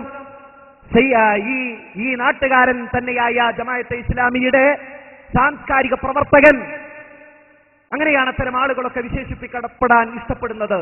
അത്തരം ഒരു സാംസ്കാരിക പ്രവർത്തകൻ വിവർത്തനം ചെയ്ത കൃതി, ആ കൃതിയിൽ നമുക്ക് വളരെ കൃത്യമായി കാണാൻ കഴിയുന്നു ഇവിടെ ലോകം ദാറുൽ ഹർബും ദാറുൽ ഇസ്ലാമുമായി കൊണ്ട് അദ്ദേഹം വ്യവച്ഛേദിക്കുകയാണ്. ദൈവികേതര ഭരണകൂടമുള്ളവിടത്തെല്ലാം അത് ദാറുൽ ഹർബാണ്. അതുകൊണ്ടൊരു മുസൽമാനെ സംബന്ധിച്ചിടത്തോളം അവിടെ യുദ്ധം ചെയ്യണം, അവിടെ സംഘർഷങ്ങൾ ഉണ്ടാക്കണം, അവിടെ മുസൽമാന്റെ വാൾ ഉറയിലിടാൻ പാടില്ല. ആ വാളിങ്ങനെ മിന്നിക്കൊണ്ട് അവനിങ്ങനെ ഹാലിളകി മുസ്ലിം സമൂഹത്തിൽ നടക്കണമെന്നുള്ളതാ ഇവിടെ പഠിപ്പിച്ചിട്ടുള്ളത്. അത് തന്നെയാണ് സയ്യിദ് മൗദൂദിയും തന്റെ ഗ്രന്ഥങ്ങളിലൂടെ, തന്റെ ജിഹാദിലൂടെ ഇന്ത്യ ഉപഭൂഖണ്ഡത്തിൽ പ്രചരിപ്പിച്ചിട്ടുള്ളത്. എവിടെ നിന്ന് കിട്ടി ഇത്തരം ഒരു വിച്ഛേദനവും അതുപോലെ വേർതിരിക്കലുമൊക്കെ? മുസ്ലിമീങ്ങളോട് ശത്രുത വെച്ച് പുലർത്തുന്ന, മുസ്ലിങ്ങളെ ഭൂതലത്തിൽ നിഷ്കാസനം ചെയ്യണമെന്ന് ആഗ്രഹിക്കുന്ന അത്തരം ഭരണകൂടങ്ങളെയാണ് ദാറുൽ ഹർബ് എന്ന് വിശേഷിപ്പിക്കുവാറുള്ളത്. എന്നാൽ ഈ രാജ്യത്ത് ന്യൂനപക്ഷം വരുന്ന അത്തരം ആളുകളെ ഉദ്ദേശിച്ചുകൊണ്ട് ദാറുൽ ഹർബ് എന്ന് പ്രയോഗിക്ക വഴി ഈ രാജ്യത്തിന്റെ അഖണ്ഡതയെയും ഐക്യത്തെയുമാണ് തല്ലിയുടക്കുന്നത്. മാത്രമല്ല, അത് തീവ്രവാദത്തിനും ഭീകരവാദത്തിനും ഏറ്റവും വലിയ അടിത്തറയൊരുക്കുകയും ചെയ്തു എന്നുള്ളതാണ് വസ്തുത. സയ്യിദ് മൗദൂദിയുടെ മുസ്ലിം ആരാണ് എന്നുകൂടി നമ്മൾ മനസ്സിലാക്കേണ്ടതുണ്ട്. അദ്ദേഹത്തിന്റെ വീക്ഷണത്തിലെ മുസ്ലിം ലോക സാമൂഹിക ഘടന മാറ്റിമറിച്ച് അള്ളാഹുവിന്റെ നിയമവ്യവസ്ഥ നടപ്പിലാക്കാൻ വേണ്ടി ഇസ്ലാം അണിനിരത്തുന്ന അന്താരാഷ്ട്ര വിപ്ലവ സംഘടനയുടെ പേരാണ് മുസ്ലിങ്ങളെന്ന്. ഏത് ലോക സാമൂഹ്യ വ്യവസ്ഥ തച്ചുടച്ചുകൊണ്ട് അവിടെ മറ്റൊരു വ്യവസ്ഥിതി സ്ഥാപിക്കുവാനുള്ള ഇന്റർനാഷണൽ റവല്യൂഷണറി പാർട്ടിയാണ് മുസ്ലിങ്ങൾ എന്നാണ് സയ്യിദ് മൗദൂദി എഴുതി വെച്ചിട്ടുള്ളത്. അവർ മുസ്ലിമാരാ, അവൻ വിപ്ലവം ഉണ്ടാക്കണം ഇവിടെ. ആ മുസ്ലിമിന്റെ നടത്തം എങ്ങനെയാവണം? ഒരു മലപ്പുറംകാരനാണെങ്കിൽ അവന്റെ അരയിൽ ഒരു കത്തി വേണം. ആ കത്തി ഇങ്ങനെ ചുഴറ്റി പിടിച്ചുകൊണ്ട് അവന് നാട്ടിലിങ്ങനെ നടക്കണം. അതാണ് സയ്യിദ് മൗദൂദി എഴുതിയിട്ടുള്ളത്. വാസ്തവത്തിൽ മുസൽമാന്റെ അസ്തിത്വം അനിസ്ലാമിക ഭരണകൂടങ്ങൾക്ക് വെല്ലുവിളിയായേ തീരൂ. അച്യുതാനന്ദൻ സർക്കാരിനെ കത്തികാട്ടി പേടിപ്പിക്കണം, മൻമോഹൻ സർക്കാരിനെ കത്തികാട്ടി പേടിപ്പിക്കണം. കാരണം മുസൽമാന്റെ വാള് ഉറയിലിടാൻ പാടില്ല. ഏതുവരെ? ആ ഭരണകൂടങ്ങളെ ഭൂതലത്തിൽ നിന്ന് നിഷ്കാസനം ചെയ്യുന്നത് വരെ. മൻമോഹനെ തുടച്ചു മാറ്റി, അച്യുതാനന്ദനെ തുടച്ചു മാറ്റി, സയ്യിദ് മൗദൂദിന്റെ സ്വപ്നത്തിലുള്ള രാഷ്ട്രം ഇവിടെ പൊങ്ങി വരുന്നത് വരെ ജമാഅത്തുകാരന്റെ കത്തി അവന്റെ ഉറയിൽ പോകാൻ പാടില്ലെന്നാണ് ആചാര്യൻ എഴുതി വച്ചിരിക്കുന്നത്. അനിസ്ലാമിക ഭരണവ്യവസ്ഥ നിലനിൽക്കുന്നുവോ അവിടെയൊക്കെ ഇസ്ലാമിക വ്യവസ്ഥ നടപ്പിലാക്കാൻ അത്യധ്വാനം ചെയ്യുക എന്നതാണ് ഈമാൻ സത്യസന്ധമാണെന്നതിന്റെ തെളിവ്. അപ്പൊ ഒരാൾക്ക് ഈമാൻ ഉണ്ടെങ്കിൽ, ഒരു മുഅ്മിനാണ് എന്നതിന്റെ തെളിവെന്താ? അനിസ്ലാമിക ഭരണകൂടങ്ങൾ ഉണ്ടെങ്കിൽ അതിനെ ഭൂതലത്തിൽ നിന്ന് തുടച്ചു നീക്കുവാൻ കത്തിയെടുത്തുകൊണ്ട് വിപ്ലവം നടത്തി അവനിവിടെ ഇങ്ങനെ ഹാലളകി നടക്കണം. എങ്ങനെയുണ്ട്? ഈ ആശയങ്ങൾ ഇന്ത്യ രാജ്യത്ത് കൂടുതൽ പ്രചരിച്ചിരുന്നെങ്കിൽ എന്തായിരിക്കും അവസ്ഥ? അതാണ് ചിന്തിക്കേണ്ടത്. മാത്രമല്ല, ഇത്തരം പരിശ്രമങ്ങൾക്ക് മുന്നിൽ ആരൊക്കെ സഹിഷ്ണുത കാണിക്കും, ആരൊക്കെ സഹിഷ്ണുത കാണിക്കുകയില്ല എന്നതൊന്നും നമ്മുടെ പ്രശ്നമല്ല. ആരെതിർത്താലും വേണ്ടില്ല, ആര് സഹിച്ചാലും വേണ്ടില്ല, സഹിഷ്ണുത കാണിച്ചാലും വേണ്ടില്ല, ഇല്ലെങ്കിലും വേണ്ടില്ല. നമ്മുടെ ഡ്യൂട്ടി എന്താണ്? ഇവിടെ ഇസ്ലാമികേതര ഭരണകൂടങ്ങളെ ഭൂതലത്തിൽ നിന്ന് നിഷ്കാസനം ചെയ്യുക, ദൈവികേതര ഭരണകൂടങ്ങളുടെ അടിപ്പടവ് തല്ലിയുടക്കുക. ഇതാണ് നമുക്കിവിടെ നിർവഹിക്കുവാനുള്ളത് എന്നാണ് സയ്യിദ് മൗദൂദി എഴുതി വച്ചിരിക്കുന്നത്. മാത്രമല്ല, അല്ലാഹുവിന്റെ ഭൂമിയിൽ അവന്റേതല്ലാത്ത ഭരണം നടത്താൻ ഒരാൾക്കും അവകാശമില്ല. മൻമോഹൻ, താങ്കൾ വീട്ടിലിരിക്കണം. ഇത് ദൈവത്തിന്റെ ഭൂമിയാണ്. ദൈവത്തിന്റെ ഭൂമിയിൽ ഭരണം നടത്താൻ ദൈവത്തിന് മാത്രമേ അവകാശമുള്ളൂ. ഓ അച്യുതാനന്ദൻ, താങ്കൾ വീട്ടിലടങ്ങിയിരിക്കണം. ഈ വയസ്സാം കാലത്ത് ഭരണം നടത്തി മുഷിപ്പിക്കരുത്. താങ്കൾ നടത്തേണ്ടത് അദ്ദേഹം വീട്ടിലിരുന്നു കൊണ്ട് താങ്കളുടെ കുടുംബ ഭരണം നടത്തുക, അല്ലാതെ ഈ കേരള രാജ്യം ഭരിക്കേണ്ടതില്ല. ഇവിടെ ഭരിക്കേണ്ടത് ഞങ്ങളുടെ സ്വപ്നത്തിലുള്ള ഒരു രാജ്യമാണ് ഇവിടെ വരേണ്ടത്. ഒരു ദൈവിക ഭരണകൂടമാണ് വരേണ്ടത്. അത് വരുന്നത് വരെ മുസൽമാന്റെ പണി എന്താ പണി? അതാണ് ഏറ്റവും വലിയ ഫിത്ന. അനിസ്ലാമിക നിയമവാഴ്ചയാകുന്ന ഫിത്നയെ തുടച്ചു നീക്കുന്നത് വരെ മുസൽമാന്റെ വാളുകൾ ഉറയിൽ പോവില്ല. ഞാൻ വെറുതെ പറയുകയില്ല. തഫ്ഹീമാത്തില് 2-ാം ഭാഗം പരിശോധിച്ചാൽ അക്കാര്യം നിങ്ങൾക്ക് വളരെ കൃത്യമായി വായിക്കാൻ കഴിയും. വെട്ടിമാറ്റാത്ത ഭാഗങ്ങളും ഇവിടെയൊക്കെ ഉണ്ടല്ലോ, വെട്ടിമാറ്റാത്ത ഭാഗങ്ങളൊക്കെ ഇവിടെ ഉണ്ടല്ലോ. അതിലാ പറയുന്നത് എന്ത്? അനിസ്ലാമിക വ്യവസ്ഥയുടെ കീഴിൽ സ്വസ്ഥമായിട്ട് മുസൽമാനെ നിനക്ക് ഉറങ്ങാൻ സാധ്യമല്ല. നിന്റെ വാളിങ്ങനെ ചുഴറ്റിക്കൊണ്ട് ഇവിടെയൊക്കെ നീ വിപ്ലവം സൃഷ്ടിക്കണം. ആ വിപ്ലവമാണ് ഇന്ന് സിമിക്കാരും അതുപോലെ NDF-കാരനും അതുപോലെ അതിന്റെയൊക്കെ ആശയങ്ങളിൽ പ്രവർത്തിച്ചുകൊണ്ടിരിക്കുന്ന സോളിഡാരിറ്റിക്കാരനുമൊക്കെ ഇവിടെ കാണിച്ചു തന്നുകൊണ്ടിരിക്കുന്നത്, അല്ലെങ്കിൽ അതിനുള്ള ഒരു ഭൂമികയാണ് ഒരുക്കിക്കൊണ്ടിരിക്കുന്നത്. അതാ ഞാൻ പറഞ്ഞത്, തീവ്രവാദത്തിന്റെയും അതുപോലെ ഭീകരവാദത്തിന്റെയും ആശയങ്ങളാണ് ഇവിടെ പ്രചരിപ്പിച്ചുകൊണ്ടിരിക്കുന്നത്. തികച്ചും രാജ്യവിരുദ്ധമായ ആശയം. മാത്രമാണോ? ബ്രിട്ടീഷുകാരന്റെ കരങ്ങളിൽ നിന്ന് ഈ രാജ്യത്തെ സ്വതന്ത്രമാക്കുന്നതിന് വേണ്ടി ഇന്ത്യ രാജ്യത്തെ മുഴുവൻ മുസ്ലിമീങ്ങളും വിരലെണ്ണാവുന്നവരൊഴികെ പാടുപെട്ട് പണിയെടുത്തു. അതിന്റെ നേട്ടമുണ്ടായി. സ്വാതന്ത്ര്യ ചരിത്രം പരിശോധിക്കുമ്പോൾ ചില വിഭാഗങ്ങളുടെ ചിത്രം മാത്രമാണ് കാണാതിരിക്കുക. അതിലൊന്നാമത്തവർ ജമാഅത്തെ ഇസ്ലാമി സുഹൃത്തുക്കൾ തന്നെ. കാരണം അവർ പറഞ്ഞിരുന്നത് ഇവിടെ വെള്ള സായിപ്പന്മാർ പോയി കറുത്ത സായിപ്പന്മാർ വന്നതുകൊണ്ട് കാര്യമില്ല, വെളുത്ത തൊലിയുള്ളവർ പോയി കറുത്ത തൊലിയുള്ളവർ വന്നതുകൊണ്ട് കാര്യമില്ല. ഇവിടെ ദൈവികമായ ഒരു ഭരണകൂടമാണ് ഇവിടെ വളർന്നു വരേണ്ടത്. അതുകൊണ്ട് അത്തരം ഒരു ഉപരിപ്ലവമായ പ്രവൃത്തിക്ക് ഞങ്ങളില്ല എന്ന് പറഞ്ഞുകൊണ്ട് ഈ രാജ്യത്തിന്റെ സ്വാതന്ത്ര്യ സമരത്തിൽ നിന്ന് വേറിട്ട് നിന്ന ആളുകളാണ് ജമാഅത്ത് സുഹൃത്തുക്കൾ. ഇന്ന് സ്വാതന്ത്ര്യം ദിനാഘോഷത്തിനും അതുപോലെ അന്ന് സപ്ലിമെന്റ് ഇറക്കാനും അന്ന് പത്രത്തിൽ വർണ്ണങ്ങൾ ചാർത്താനും ഒക്കെ മത്സരിക്കുന്ന ജമാഅത്ത് സുഹൃത്തുക്കൾ വീട്ടിൽ ചെന്ന് ലജ്ജയോടുകൂടി ആലോചിക്കേണ്ട ഒരു സന്ദർഭമാണിത്, സാഹചര്യമുണ്ട്. ഇവിടെ ജനാധിപത്യത്തിന് വിരുദ്ധമായ പ്രവർത്തനങ്ങൾ, രാജ്യവിരുദ്ധമായ പ്രവൃത്തികൾ, അതുപോലെ സ്വാതന്ത്ര്യ സമരത്തിനെതിര്, നവോത്ഥാന സംരംഭങ്ങൾക്ക് മുഴുവനെതിര് ഇന്ന് ജമാഅത്തെ ഇസ്ലാമിയും നവോത്ഥാനവും എന്ന് പലയിടത്തും എഴുതി വെച്ചതായി കാണാം. ഒരിക്കലും ചേരാത്ത രണ്ട് പദങ്ങൾ. നവോത്ഥാനത്തിന് എവിടെയെല്ലാം കത്തിവെക്കാൻ ശ്രമിക്കുന്നു കഴിഞ്ഞോ അവിടെയെല്ലാം കത്തിവെച്ച ഒരു പ്രസ്ഥാനം. അടിക്കടി വക്കം അബ്ദുൽ ഖാദർ മൗലവി എന്ന് പറയുകയും ഒരു പത്രം നടത്തുകയും ചെയ്യുന്നതിനാൽ നവോത്ഥാനത്തിന്റെ ആളുകൾ ഞങ്ങളാണ് എന്ന് സമൂഹത്തെ ബോധ്യപ്പെടുത്തുവാനുള്ള ഒരു വ്യാജ ശ്രമം ജമാഅത്ത് സുഹൃത്തുക്കൾ അടുത്ത കാലത്തായി നടത്തിക്കൊണ്ടിരിക്കുന്നു. വക്കം അബ്ദുൽ ഖാദർ മൗലവിയുടെ ഒരു പുത്രനുണ്ട്, വക്കം അബ്ദുൽ ഖാദർ. എന്തിനാണ് വക്കം അബ്ദുൽ ഖാദർ മൗലവി തന്റെ പുത്രന് വക്കം അബ്ദുൽ ഖാദർ എന്ന് പേരിട്ടത്? ആ കാലഘട്ടത്തിൽ ഒരു പ്രത്യേകതയുണ്ടായിരുന്നു. സ്ത്രീകൾ തന്റെ ഭർത്താക്കന്മാരെ പേര് ചൊല്ലി വിളിക്കാറില്ല. ഈ ചിന്തയെ പാടെ തകർക്കണമെന്ന ഉദ്ദേശത്തോടു കൂടിയാണ് വക്കം അബ്ദുൽ ഖാദർ മൗലവി തന്റെ മകന് വക്കം അബ്ദുൽ ഖാദർ എന്ന് തന്നെ പേരിട്ടത്, അബ്ദുൽ ഖാദർ എന്ന് തന്നെ പേരിട്ടത്. ആ അബ്ദുൽ ഖാദറിന്റെ മകൻ അബ്ദുൽ ഖാദറിലൂടെ അല്ലെങ്കിൽ അയാളെ തെറ്റിദ്ധരിപ്പിച്ചുകൊണ്ട് വക്കം അബ്ദുൽ ഖാദർ മൗലവിയിലേക്ക് എത്തുവാനുള്ള ശ്രമങ്ങളും നടത്തിക്കൊണ്ടിരിക്കുന്നു. നിരന്തരമായി വരികൾക്കിടയിലൂടെ അത്തരം വ്യാജ പ്രചാരണങ്ങൾ നടത്തി നവോത്ഥാനത്തിന്റെ പിതൃത്വം ലഭിക്കണമെന്നാണ് ജമാഅത്ത് സുഹൃത്തുക്കൾ ആഗ്രഹിച്ചുകൊണ്ടിരിക്കുന്നത്. വക്കം അബ്ദുൽ ഖാദർ മൗലവിയെ പോലുള്ള, സനാഉൽ മക്തി തങ്ങളെ പോലുള്ള, KM സീരി സാഹിബിനെ പോലുള്ള, മുഹമ്മദ് അബ്ദുറഹ്മാൻ സാഹിബിനെ പോലുള്ള, ഈ മൊയ്തു മൗലവിയെ പോലുള്ള ആളുകൾ കേരളത്തിൽ നടത്തിയ ഒരു പ്രവർത്തനമുണ്ട്. അവർ ഐക്യസംഘത്തോടൊപ്പം ധീരമായി നിന്ന് പ്രവർത്തിച്ച ഒരു സാഹചര്യമുണ്ട്. അത് നിഷേധിക്കാൻ നിങ്ങൾക്ക് സാധ്യമല്ല. ആ ഐക്യസംഘത്തിന്റെ പ്രവർത്തനങ്ങളാണ് കേരള ജംഇയ്യത്തുൽ ഉലമയുടെ രൂപീകരണത്തിലേക്കും കേരള നദുവത്തുൽ മുജാഹിദീന്റെ രൂപീകരണത്തിലേക്കും ഇന്ന് ഈ കേരളത്തിൽ കാണുന്ന നാനാവിധ പുരോഗതികൾക്കും നിദാനമായത് എന്ന് കേരളത്തിലെ മുസ്ലിമീങ്ങൾ വരെ അംഗീകരിക്കുന്ന വസ്തുതയാണ്. അപ്പൊ നവോത്ഥാനവുമായി കൊണ്ട് ജമാഅത്തെ ഇസ്ലാമിയെ ചേർക്കുവാൻ സാധ്യമല്ല എന്ന് സഹോദരങ്ങൾ മനസ്സിലാക്കേണ്ടതുണ്ട്. രാജ്യവിരുദ്ധമായ ആശയങ്ങൾ മാത്രമാണ് അവരോട് പ്രചരിപ്പിച്ചിട്ടുള്ളത്.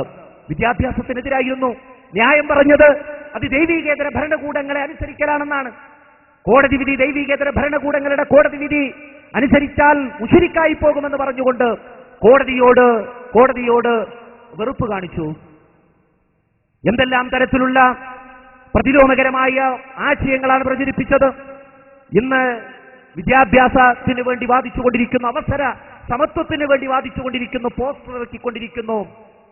അന്ന് സർട്ടിഫിക്കറ്റുകൾ കീറിയ ആളുകൾ ഉണ്ടായിരുന്നു.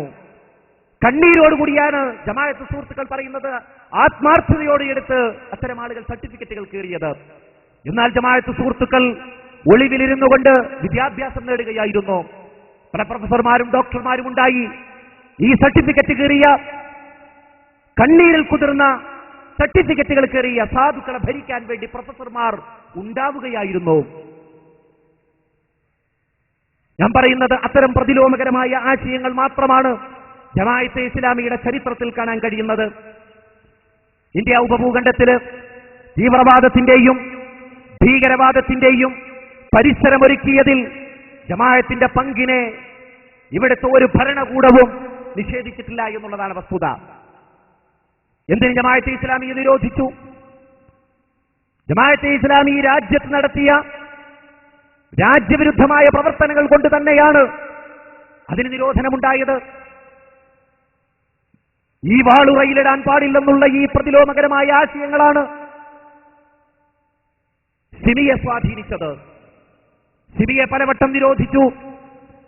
പലവട്ടം നിരോധിക്കുന്ന സാഹചര്യത്തിൽ മറ്റു പാർട്ടികളായി രൂപപ്പെട്ടു. അങ്ങനെ സിമി ഇല്ലാതായി പോകുമോ എന്ന ഭയം കൊണ്ടാണ് സോളിഡാരിറ്റി ഉണ്ടാക്കി നോക്കി. ആ സോളിഡാരിറ്റിക്ക് കുറച്ച് ജനകീയ മുഖം നൽകുവാൻ ശ്രമിച്ചു. പരിസ്ഥിതി പ്രശ്നങ്ങളിൽ ഇടപെട്ടു നോക്കി, ദളിത് പ്രശ്നങ്ങളിൽ ഇടപെട്ടു നോക്കി, മനുഷ്യാവകാശ പ്രശ്നങ്ങളിൽ ഇടപെട്ടു നോക്കി. അതുപോലെ പൊതുസമൂഹത്തിന്റെ ഏതു പ്രശ്നങ്ങളിലും നോട്ടീസ് യുദ്ധം നടത്താൻ നോക്കി. അതെല്ലാം അവരുടെ ആശയങ്ങൾ രഹസ്യമായി പ്രചരിപ്പിക്കുവാനുള്ള ഒരു മറക്കുടയായിരുന്നു. അതാണ് കേരളത്തിലെ സാധാരണക്കാരായ ആളുകൾ വരെ തിരിച്ചറിഞ്ഞിട്ടുള്ളത്. ഇവരുടെ കൊക്കക്കോള സമരവും ഇവരുടെ ഉപരോധവും ഇവരുടെ പരിസ്ഥിതിവാദവും ഇവരുടെ ദളിത് പ്രേമവും ഇവർ മനുഷ്യാവകാശങ്ങൾക്ക് വേണ്ടി ശബ്ദിക്കുന്നതും തങ്ങളുടെ അജണ്ടകൾ രഹസ്യമായി കൊണ്ട് ഈ സമൂഹത്തിൽ പടർത്തുന്നതിന് വേണ്ടിയുള്ള ഒരു മറക്കുട എന്നോണമാണ് എന്ന് സാധാരണക്കാർ പോലും ഇന്നത് തിരിച്ചറിഞ്ഞു എന്നുള്ളതാണ്. ലോകത്തുടനീളം അങ്ങനെയാണ് പൊളിറ്റിക്കൽ ഇസ്ലാമിന്റെ ആളുകൾ ഭരണകൂടങ്ങളിൽ വരെ കയറിപ്പറ്റിയത്. നാം ആലോചിക്കേണ്ട ഒരു വസ്തുതയാണ്. ഇന്ന് ബഹ്റൈനിലും കുവൈറ്റിലും ഈജിപ്തിലുമെല്ലാം പൊളിറ്റിക്കൽ ഇസ്ലാമിന്റെ അൽ ഇഖ്വാനുൽ മുസ്ലിമൂന്റെ ആളുകൾ പരാജയപ്പെട്ട് കിടക്കുന്ന ദയനീയമായ അവസ്ഥയാണ് നമുക്ക് വായിക്കാൻ കഴിയുന്നത്. ആ രാജ്യങ്ങളിലെ തെരഞ്ഞെടുപ്പുകളിൽ കുഞ്ചിക സ്ഥാനങ്ങളിൽ എത്തുവാൻ വേണ്ടി മത്സരിച്ചു നോക്കി. വ്യാജവർണ്ണം കൊണ്ട് പഴയ കാലത്ത് ചില ഇടങ്ങളൊക്കെ നേടിയിരുന്നു. പക്ഷേ ആ രാജ്യങ്ങൾ ഇത് മനസ്സിലാക്കി അൽ ഇഖ്വാനുൽ മുസ്ലിമൂന്റെ ഇത്തരം പ്രതിലോമകരമായ ആശയങ്ങൾ തങ്ങളുടെ രാജ്യത്തേക്ക് കടന്നു വന്നാൽ ഈ രാജ്യത്തിന്റെ സ്വസ്ഥതയും സമാധാനവും നശിക്കും.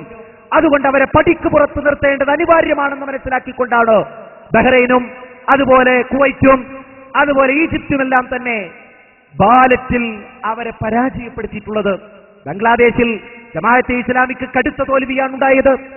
അങ്ങ് അറബ് രാജ്യങ്ങളിൽ ഉണ്ടായ ചില്ലറ നേട്ടങ്ങൾ കണ്ടുകൊണ്ട് മലയാളക്കരയിൽ അന്ന് പരീക്ഷിക്കാൻ നോക്കി. എന്നാൽ മലയാളക്കരയിലെ ബോധമുള്ള വോട്ടർമാർ പരാജയത്തിന്റെ പടുക്കുഴിയിലേക്ക് ഒരു കാലഘട്ടത്തിലും എഴുന്നേറ്റ് വരാൻ കഴിയാത്ത അവസ്ഥയിലേക്ക് അത്തരം ആളുകളെ തള്ളിവിട്ടു. അതിന്റെ ഫലമായി എന്തുണ്ടായി?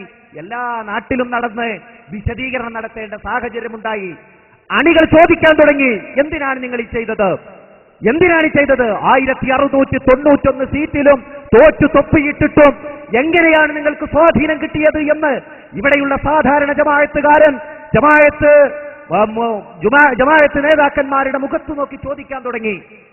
കാരണം ചാനൽ കിട്ടുമ്പോഴും പേജ് കിട്ടുമ്പോഴും ഒക്കെ ജമാഅത്ത് സുഹൃത്തുക്കൾ എഴുതി വിട്ടത്, പറഞ്ഞു വിട്ടത്, കാച്ചുവിട്ടത് നമ്മൾക്ക് 9 സീറ്റാണ് ഇവിടുത്തെ സർവ്വ ആളുകളോടൊപ്പം കൂടി മത്സരിച്ചിട്ടും കിട്ടിയത് എങ്കിൽ പോലും നമുക്ക് നമ്മുടെ സ്വാധീനം അടയാളപ്പെടുത്താനായി എന്നാണ് ഈ സാധുക്കള് സാധാരണക്കാരെ തെറ്റിദ്ധരിപ്പിക്കാൻ നോക്കിയത്. പക്ഷേ സാധാരണക്കാർ ബുദ്ധിയുള്ളവരാണ്. അവർ ചോദിച്ചു, 1691 സീറ്റിലും തോറ്റു തൊപ്പിയിട്ടിട്ടും എങ്ങനെയാണ് ജമാഅത്ത് സുഹൃത്തെ നാം സ്വാധീനം നേടിയത്? ആ ചോദ്യമാണ് ഇന്ന് കവലകളിൽ പ്രസംഗിക്കാൻ ഇത്തരം സാംസ്കാരിക നായകരെ പ്രേരിപ്പിച്ചുകൊണ്ടിരിക്കുന്നത്. വോട്ടെടുപ്പ് തുടങ്ങുന്നതിന് മുമ്പ് എന്തെല്ലാം ഉത്സവങ്ങളായിരുന്നു. ഓരോ പള്ളി കേന്ദ്രീകരിച്ചുകൊണ്ടും അനൗൺസ്മെന്റുകൾ ഇങ്ങനെ പുറപ്പെടുകയായിരുന്നു.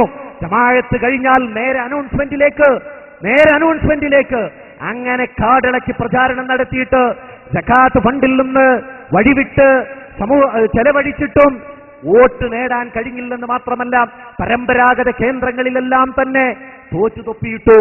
അതിന്റെ ക്ഷീണമാണ് ഇന്ന് അനുഭവിച്ചുകൊണ്ടിരിക്കുന്നത്. അതാണ് ഇത്തരം ശബല നോട്ടീസുകളും ഇത്തരം വാറോലകളുമൊക്കെ പലയിടത്തും പ്രത്യക്ഷപ്പെട്ടുകൊണ്ടിരിക്കുന്നത് എന്നുകൂടി സൂചിപ്പിക്കുകയാണ്. അപ്പൊ ഈ ലോകതലത്തിൽ, ആഗോളതലത്തിൽ തന്നെ അൽ ഇഖ്വാനുൽ മുസ്ലിമൂന് കടുത്ത പരാജയമാണ് നേരിട്ടുകൊണ്ടിരിക്കുന്നത്. കാരണം ഇവർ ഒരു രാജ്യത്ത് കടന്നു ചെന്നാലും നേരാം വണ്ണം അവിടെ പ്രവർത്തിക്കാറില്ല. ഏത് രാജ്യത്ത് കടന്നു ചെന്നാലും അവിടെ അട്ടിമറിക്കാൻ ശ്രമിക്കുക. ഇന്നിപ്പോൾ മാധ്യമം എഴുതിവിട്ടിരിക്കുന്നത്, ഇതാ അറബ് ലോകത്ത് പ്രക്ഷോഭം നടക്കാൻ പോകുകയാണ്, അറബ് ലോകത്ത് ജനകീയ പ്രക്ഷോഭം നടക്കുകയാണ്, സൗദി അറേബ്യയും അതുപോലെ ഖത്തറും കുവൈത്തും ഒക്കെ തകരാൻ പോവുകയാണ്, അൽ ഇഖ്വാനുൽ മുസ്ലിമൂൻ അവിടെയെല്ലാം തന്നെ വിപ്ലവം ഉണ്ടാക്കാൻ പോകുന്നു, തുണീഷ്യ ആവർത്തിച്ചുകൊണ്ടിരിക്കും, സുഡാൻ വിഭജിച്ചതുപോലെ അങ്ങ് സൗദി അറേബ്യയും ഖത്തറും കുവൈത്തും UAEയും എല്ലാം ഇനിയും വിഭജിക്കുന്ന അവസ്ഥയുണ്ടാകും, വലിയ ഏകാധിപതികൾക്ക് ഇനി രാജ്യത്ത് നിലനിൽപ്പില്ല എന്നൊക്കെ അൽ ഇഖ്വാനുൽ മുസ്ലിമൂന്റെ ആളുകൾ ഇങ്ങനെ വാചാടോപ്പം നടത്തിക്കൊണ്ടിരിക്കുന്നു. നമ്മുടെ കേരളക്കരയിലെ ജമാഅത്ത് സുഹൃത്തുക്കൾ അതെല്ലാം തന്നെ മൊഴിമാറ്റി അവരുടെ പത്രത്തിലൂടെ അടിച്ചു വിട്ടുകൊണ്ടിരിക്കുകയും ചെയ്യുന്നു. യഥാർത്ഥത്തിൽ എല്ലായിടത്തും ഭരണാധികാരികൾ അൽ ഇഖ്വാനുൽ മുസ്ലിമൂന്റെ അപകടകരമായ അവസ്ഥയെ തിരിച്ചറിഞ്ഞു എന്നുള്ളതാണ് നാം മനസ്സിലാക്കേണ്ട ഏറ്റവും വലിയ വസ്തുത. മാത്രമല്ല, ഷിയഈ ബന്ധം കൂടുതൽ ആളുകൾക്ക് ബോധ്യപ്പെട്ടുകൊണ്ടിരിക്കുകയാണ്. ജമാഅത്തെ ഇസ്ലാമിയും ഷിയാക്കളും തമ്മിലുള്ള ബന്ധം പകൽ വെളിച്ചം പോലെ സത്യമാണ്. ഖുമൈനിയും സയ്യിദ് ഖുത്ബും ഹസനുൽ ബന്നയും സയ്യിദ് മൗദൂദിയും ഒരേ ലൈനിന്റെ വക്താക്കളാണ് എന്ന് ആരാ പറഞ്ഞത്? ഗനൂഷിയെ പോലുള്ള നെഹ്ദ പ്രസ്ഥാനത്തിന്റെ, അങ്ങ് ടുണീഷ്യയിലെ നെഹ്ദ പ്രസ്ഥാനത്തിന് അടിപ്പടമുണ്ടാക്കിയ ഗനൂഷിയെ പോലുള്ള ആളുകൾ പറഞ്ഞതാണ്. ഏത് ബന്നയും അതുപോലെ കുമൈനിയും സയ്യിദ് കുത്തുബും അലി ശരീഅത്തും ഒക്കെ ഒരേ ലൈനിന്റെ ആളുകളാ. നിങ്ങൾ നോക്കൂ, കുമൈനിയുടെ ആശയങ്ങൾക്ക് എവിടെയെല്ലാം പ്രചാരണം നൽകാൻ കഴിയുമോ അവിടെയെല്ലാം തന്നെ വിരിപ്പൊരുക്കി കൊടുക്കുക എന്നുള്ളതാണ് മൗദൂദിസത്തിന്റെ പണി. ഇപ്പൊ പറഞ്ഞുകൊണ്ടിരിക്കുന്നു, ഇറാൻ വിപ്ലവത്തിന് ശേഷം മഹത്തായ വിപ്ലവം ഇതാ ടുണീഷ്യയിൽ നടക്കുന്നു. ഇതൊക്കെ പറയിപ്പിക്കുന്നത് എന്തുകൊണ്ടാണ്? ഷിയാക്കളോടുള്ള അനുരാഗാത്മകമായ ഭ്രമം തന്നെയാണ്. ഈ ഷിയ ആശയങ്ങളാണ് മതരാഷ്ട്രവാദം എന്നുള്ളത്. യഥാർത്ഥത്തില് ജൂതന്മാരിലൂടെ ഷിയാക്കളിലൂടെ ജമാഅത്ത് സഹോദരങ്ങളിലേക്ക് കടന്നു വന്ന ഒരു ആശയമാണ്. ആ ആശയമാണ് ഇവിടെ പ്രചരിപ്പിച്ചുകൊണ്ടിരിക്കുന്നത്. അതുകൊണ്ട് ഇൻഷാ അല്ലാഹ് മഗ്‌രിബിന് ശേഷം നടക്കുന്ന ഈ സംവാദത്തില് നിങ്ങൾ തീർച്ചയായും സംശയങ്ങൾ തീർക്കേണ്ടതുണ്ട്. ഞാൻ പറഞ്ഞു, ജമാഅത്തെ ഇസ്ലാമിയുടെ അവതരിപ്പിക്കുന്നത് മതവിരുദ്ധമായ ഇസ്ലാം വിരുദ്ധമായ ആശയമാണ്, രാജ്യവിരുദ്ധമായ ആശയമാണ്, മതരാഷ്ട്രവാദത്തിന്റെ ആശയമാണ്, അപ്രായോഗികമായ ആശയമാണ്. അതുപോലെ ഇസ്ലാം വിരുദ്ധ ലോബിയെയാണ് എവിടെയും പ്രീണിപ്പിച്ചിട്ടുള്ളത്. ഇതാണ് നമുക്ക് ജമാഅത്തെ ഇസ്ലാമിയെ കുറിച്ച് സൂചിപ്പിക്കുവാനുള്ളത്. ഇൻഷാ അല്ലാഹ് മഗ്‌രിബിന് ശേഷം നടക്കുന്ന വിശദമായ ചോദ്യോത്തരവേളയിൽ ഈ വിഷയവുമായി ബന്ധപ്പെട്ട് നിങ്ങൾക്ക് ചോദ്യം ചോദിക്കാവുന്നതാണ്. ധൈര്യമായിട്ട് നിങ്ങൾക്ക് ഇവിടെ വന്ന് ചോദിക്കാവുന്നതാണ്. യാതൊരു പേടിയുമില്ല. അതിനുള്ള തുറന്ന അവസരമാണ് നിങ്ങൾക്ക് നൽകാൻ പോകുന്നത്. ജമാഅത്തുകാരോടുള്ള പക കൊണ്ടോ വിദ്വേഷം കൊണ്ടോ അസൂയ കൊണ്ടോ അല്ല അവർ വിമർശിക്കുന്നത്, വിചാരണ ചെയ്യുന്നത്, മറിച്ച് ആശയതലത്തിലാണ് ഞങ്ങളുടെ വിചാരണ എന്ന് മാത്രം സൂചിപ്പിച്ചുകൊണ്ട് എന്റെ വാക്കുകൾ ഞാൻ അവസാനിപ്പിക്കുകയാണ്. കൂടുതൽ ചർച്ചയ്ക്കും പഠനത്തിനും ഈ വിഷയം നിങ്ങളുടെ മുന്നിൽ അവതരിപ്പിക്കുന്നു. അല്ലാഹുമ്മ സല്ലി വസല്ലിം അലാ റസൂലിക വഅബ്ദിക മുഹമ്മദിൻ വആലിഹി വസഹ്ബിഹി അജ്മഈൻ വൽഹംദുലില്ലാഹി റബ്ബിൽ ആലമീൻ. ബിസ്മില്ലാഹിർ റഹ്മാനിർ റഹീം. അൽഹംദുലില്ലാഹി റബ്ബിൽ ആലമീൻ വസ്സലാത്തു വസ്സലാമു അലാ റസൂലിഹിൽ അമീൻ വഅലാ ആലിഹി വഅസ്ഹാബിഹി അജ്മഈൻ. അമ്മാ ബഅദു ഫഇന്ന ഖൈറൽ കലാമി കലാമുല്ലാഹ് വഖൈറസ് സുനനി സുനനു മുഹമ്മദിൻ സ്വല്ലല്ലാഹു അലൈഹി വസല്ലം വശർറൽ ഉമൂരി മുഹ്ദസാതുഹാ വകുല്ല മുഹ്ദസത്തിൻ ബിദ്അ വകുല്ല ബിദ്അത്തിൻ ദലാല വകുല്ല ദലാലത്തിൻ ഫിന്നാർ. യാ അയ്യുഹല്ലദീന ആമനു തഖുല്ലാഹ ഹഖ്ക തുഖാതി വലാ തമൂതുന്ന ഇല്ലാ വഅൻതും മുസ്ലിമൂൻ. ആദരണീയരായ പണ്ഡിതന്മാരെ, നേതാക്കളെ, സഹോദരീ സഹോദരന്മാരെ, നാട്ടുകാരെ, കേരള നദുവത്തുൽ മുജാഹിദീൻ പ്രസ്ഥാനം വിശുദ്ധ ഖുർആനും തിരുസുന്നത്തും ആധാരമായി ഇസ്ലാമിന്റെ തനതായ ആശയാദർശങ്ങൾ ലളിതമായി വ്യക്തമായി ബഹുജനങ്ങൾക്ക് പരിചയപ്പെടുത്തുക എന്ന ദൗത്യം നിർവഹിച്ചു പോരുകയാണ്. ഏതാണ്ട് ഒരു നൂറ്റാണ്ട് കാലമായി ശാസ്ത്രീയമായും സംഘടിതമായും ഇസ്ലാമിക പ്രബോധന വീതിയിൽ പ്രവാചകന്റെയും അനുഗാമികളുടെയും പാത പിന്തുടർന്നുകൊണ്ടാണ് ഈ പ്രസ്ഥാനം തൗഹീദിന്റെ സന്ദേശം ബഹുജനങ്ങൾക്ക് എത്തിച്ചു കൊടുത്തത്. ഏതു കാലത്തും പ്രവാചകന്മാർ തൗഹീദിലേക്കും ഇസ്ലാമിന്റെ അനുബന്ധ ആശയാദർശങ്ങളിലേക്കും ജനങ്ങളെ ക്ഷണിക്കുമ്പോൾ വിവിധ താൽപര്യങ്ങളാൽ അത് എതിർക്കപ്പെടുന്ന സാഹചര്യങ്ങൾ ഉണ്ടായിട്ടുണ്ട്. സമാനമായ അവസ്ഥ തന്നെയാണ് മുജാഹിദ് പ്രസ്ഥാനവും കേരളക്കരയിൽ അഭിമുഖീകരിച്ചത്.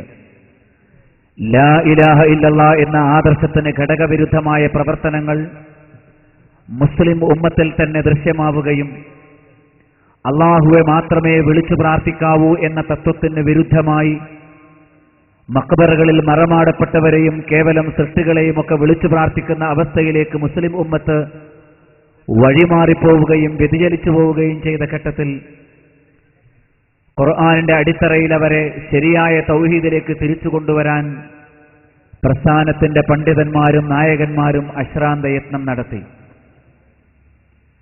ആ സമയത്ത് പൗരോഹിത്യത്തിന്റെ ശക്തമായ എതിർപ്പുകൾ നേരിടേണ്ടി വന്നു. വ്യക്തമായ തെളിവുകൾ നൽകി ബഹുജനങ്ങൾക്ക് സ്വർഗത്തിലേക്കുള്ള ശരിയായ ദിശ കാണിച്ചു കൊടുക്കാൻ മുജാഹിദ് പ്രസ്ഥാനത്തിന്റെ അമരക്കാർക്ക് അന്ന് സാധിച്ചു. തൗഹീദിന്റെ വ്യക്തമായ സന്ദേശം പരിചയപ്പെടുത്തി കൊടുക്കുന്നതിനിടയിൽ തന്നെ മറ്റു ചില അപശബ്ദങ്ങൾ കൂടി നമുക്ക് കേൾക്കേണ്ടി വന്നു.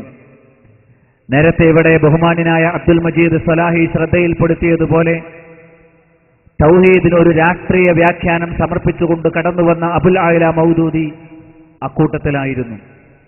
ലാ ഇലാഹ ഇല്ലല്ലാ എന്ന തത്വം റബ്ബിനെ മാത്രമേ വിളിച്ചു പ്രാർത്ഥിക്കാവൂ, അവനെ മാത്രമേ ആരാധിക്കാവൂ, അവന്റെ മാത്രമേ നേർച്ച വഴിപാടുകൾ അർപ്പിക്കാവൂ എന്ന രീതിയിൽ പഠിപ്പിച്ചാൽ അത് വക്കുപൊട്ടിയ തൗഹീദാണ്.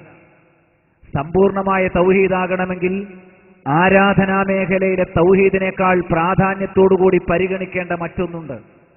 അത് ഭരണമേഖലയിലെ തൗഹീദാണ്, രാഷ്ട്രീയ തൗഹീദാണ്.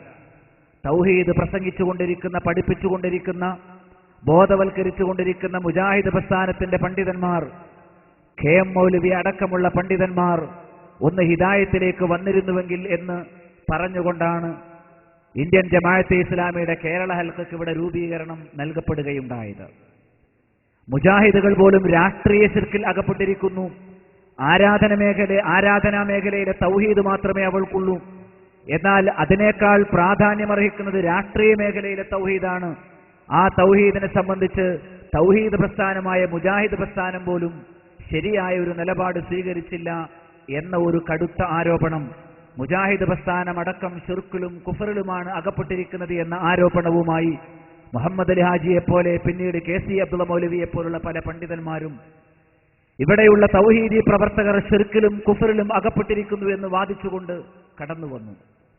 40കളിൽ അതിന്റെ അവസാനങ്ങളിൽ അബുൽ ആല മൗദൂദിയുടെ ആദർശം അത് പ്രചരിപ്പിക്കാൻ തുടങ്ങിയപ്പോൾ മുജാഹിദ് പ്രസ്ഥാനത്തിന്റെ പ്രഗത്ഭരായ പണ്ഡിതന്മാർ അക്കാര്യം പ്രത്യേകമായി പഠനവിധേയമാക്കുകയും യഥാർത്ഥത്തിൽ അഹ്ലുസുന്നത്തി വൽ ജമാഅത്തിന്റെ തനതായ ആദർശ നിലപാടുകളിൽ നിന്ന് ജമാഅത്തെ ഇസ്ലാമിയുടെ ആശയാദർശങ്ങൾക്കും കാതലായ വ്യതിയാനമുണ്ട് എന്നും ഇനിൽ ഹുക്കുമു ഇല്ലാ ലില്ലാഹ് എന്ന ഖുർആനായത്തിന്റെ ഒരു ഭാഗത്തെ ദുർവ്യാഖ്യാനിച്ചുകൊണ്ട് പൂർവകാലത്ത് വ്യതിചലിച്ചുപോയ, ഇസ്ലാമിന് രാഷ്ട്രീയ ദുർവ്യാഖ്യാനം നൽകി വ്യതിചലിച്ചുപോയ ഖവാരിജുകളുടെ അതേ ഒരു നിലവാരത്തിൽ തീവ്രവാദ ആശയങ്ങളുമായി മൗദൂദിസ്റ്റുകൾ നമ്മുടെ രാജ്യത്തും രംഗപ്രവേശനം ചെയ്യുന്നു എന്ന് ബോധ്യപ്പെടുകയും അവർ ദുർവ്യാഖ്യാനം ചെയ്ത ആയത്തുകളും ഇസ്ലാമിന്റെ സാങ്കേതിക സംജ്ഞകളും അതേപോലെ ഇസ്ലാമിക ചരിത്രങ്ങളും ഇസ്ലാമിന്റെ ആരാധനകളും പ്രവാചകന്മാരുടെ പ്രബോധനവും തനതായ രൂപത്തിൽ ബോധ്യപ്പെടുത്തി പ്രബോധന മേഖലയിൽ ഈ ഒരു കാര്യത്തെ കൂടി ശ്രദ്ധിച്ച് ഇസ്ലാമിന്റെ സന്ദേശങ്ങളുടെ സുതാര്യമായ മുഖം വരച്ചു കാണിക്കാൻ മുജാഹിദ് പ്രസ്ഥാനത്തിന് അൽഹംദുലില്ലാഹ് സാധിച്ചു. അതുകൊണ്ട് തന്നെ മറ്റു പലയിടങ്ങളിലും മുസ്ലിം ഉമ്മത്തിൽ നിന്ന് ചില വിഭാഗങ്ങൾ തീവ്രവാദ നിലപാടുകളുമായി കടന്നുപോയപ്പോൾ കേരളത്തിൽ പക്വതയും സഹിഷ്ണുതയുമുള്ള ഇസ്ലാമിന്റെ കുലീനമായ സംസ്കാരം ഉയർത്തിപ്പിടിക്കുന്ന പ്രബോധകന്മാരുടെ എണ്ണമറ്റ നിര സൃഷ്ടിക്കാൻ ഇന്നുവരെ നമുക്ക് സാധിക്കുകയും ചെയ്തു. ഇവിടെ മുജാഹിദ് പ്രസ്ഥാനം വിവിധ ആശയങ്ങളെ, വിവിധ പ്രസ്ഥാനങ്ങളെ വിലയിരുത്തുന്നത് ഏതെങ്കിലും ഭൗതികമായ നിലവാരത്തിൽ നിന്നുകൊണ്ടല്ല എന്നുള്ളത് സുഗ്രാഹ്യമാണ്. മറിച്ച് നമ്മുടെ നരകവും സ്വർഗവും തീരുമാനിക്കുന്ന കാര്യം ലാ ഇലാഹ ഇല്ലല്ലാഹ് എന്ന ആദർശം, ആ ആദർശത്തിൽ പിഴവ് പറ്റിയെന്ന് ആരെങ്കിലും വന്ന് ആരോപിക്കുമ്പോൾ അതിന്റെ നിജസ്ഥിതി എന്താണ് എന്ന് പ്രാമാണികമായി പഠിച്ചറിയാനുള്ള അവസരമാണ് നമുക്ക് ലഭിക്കേണ്ടത്. അതുകൊണ്ട് തന്നെ ശാന്തവും ഗുണകാംക്ഷ നിർഭരവുമായ ഒരു അന്തരീക്ഷമാണ് ഇവിടെ നമ്മുടെ മുമ്പാകെ ജമാഅത്തെ ഇസ്ലാമി ഉയർത്തിപ്പിടിക്കുന്ന ആശയാദർശങ്ങളുടെ വൈകല്യങ്ങൾ ചൂണ്ടിക്കാണിച്ചുകൊണ്ട് സംശയ നിവാരണത്തിനുമോ ആയി അവസരം നൽകപ്പെട്ടിരിക്കുന്നത്.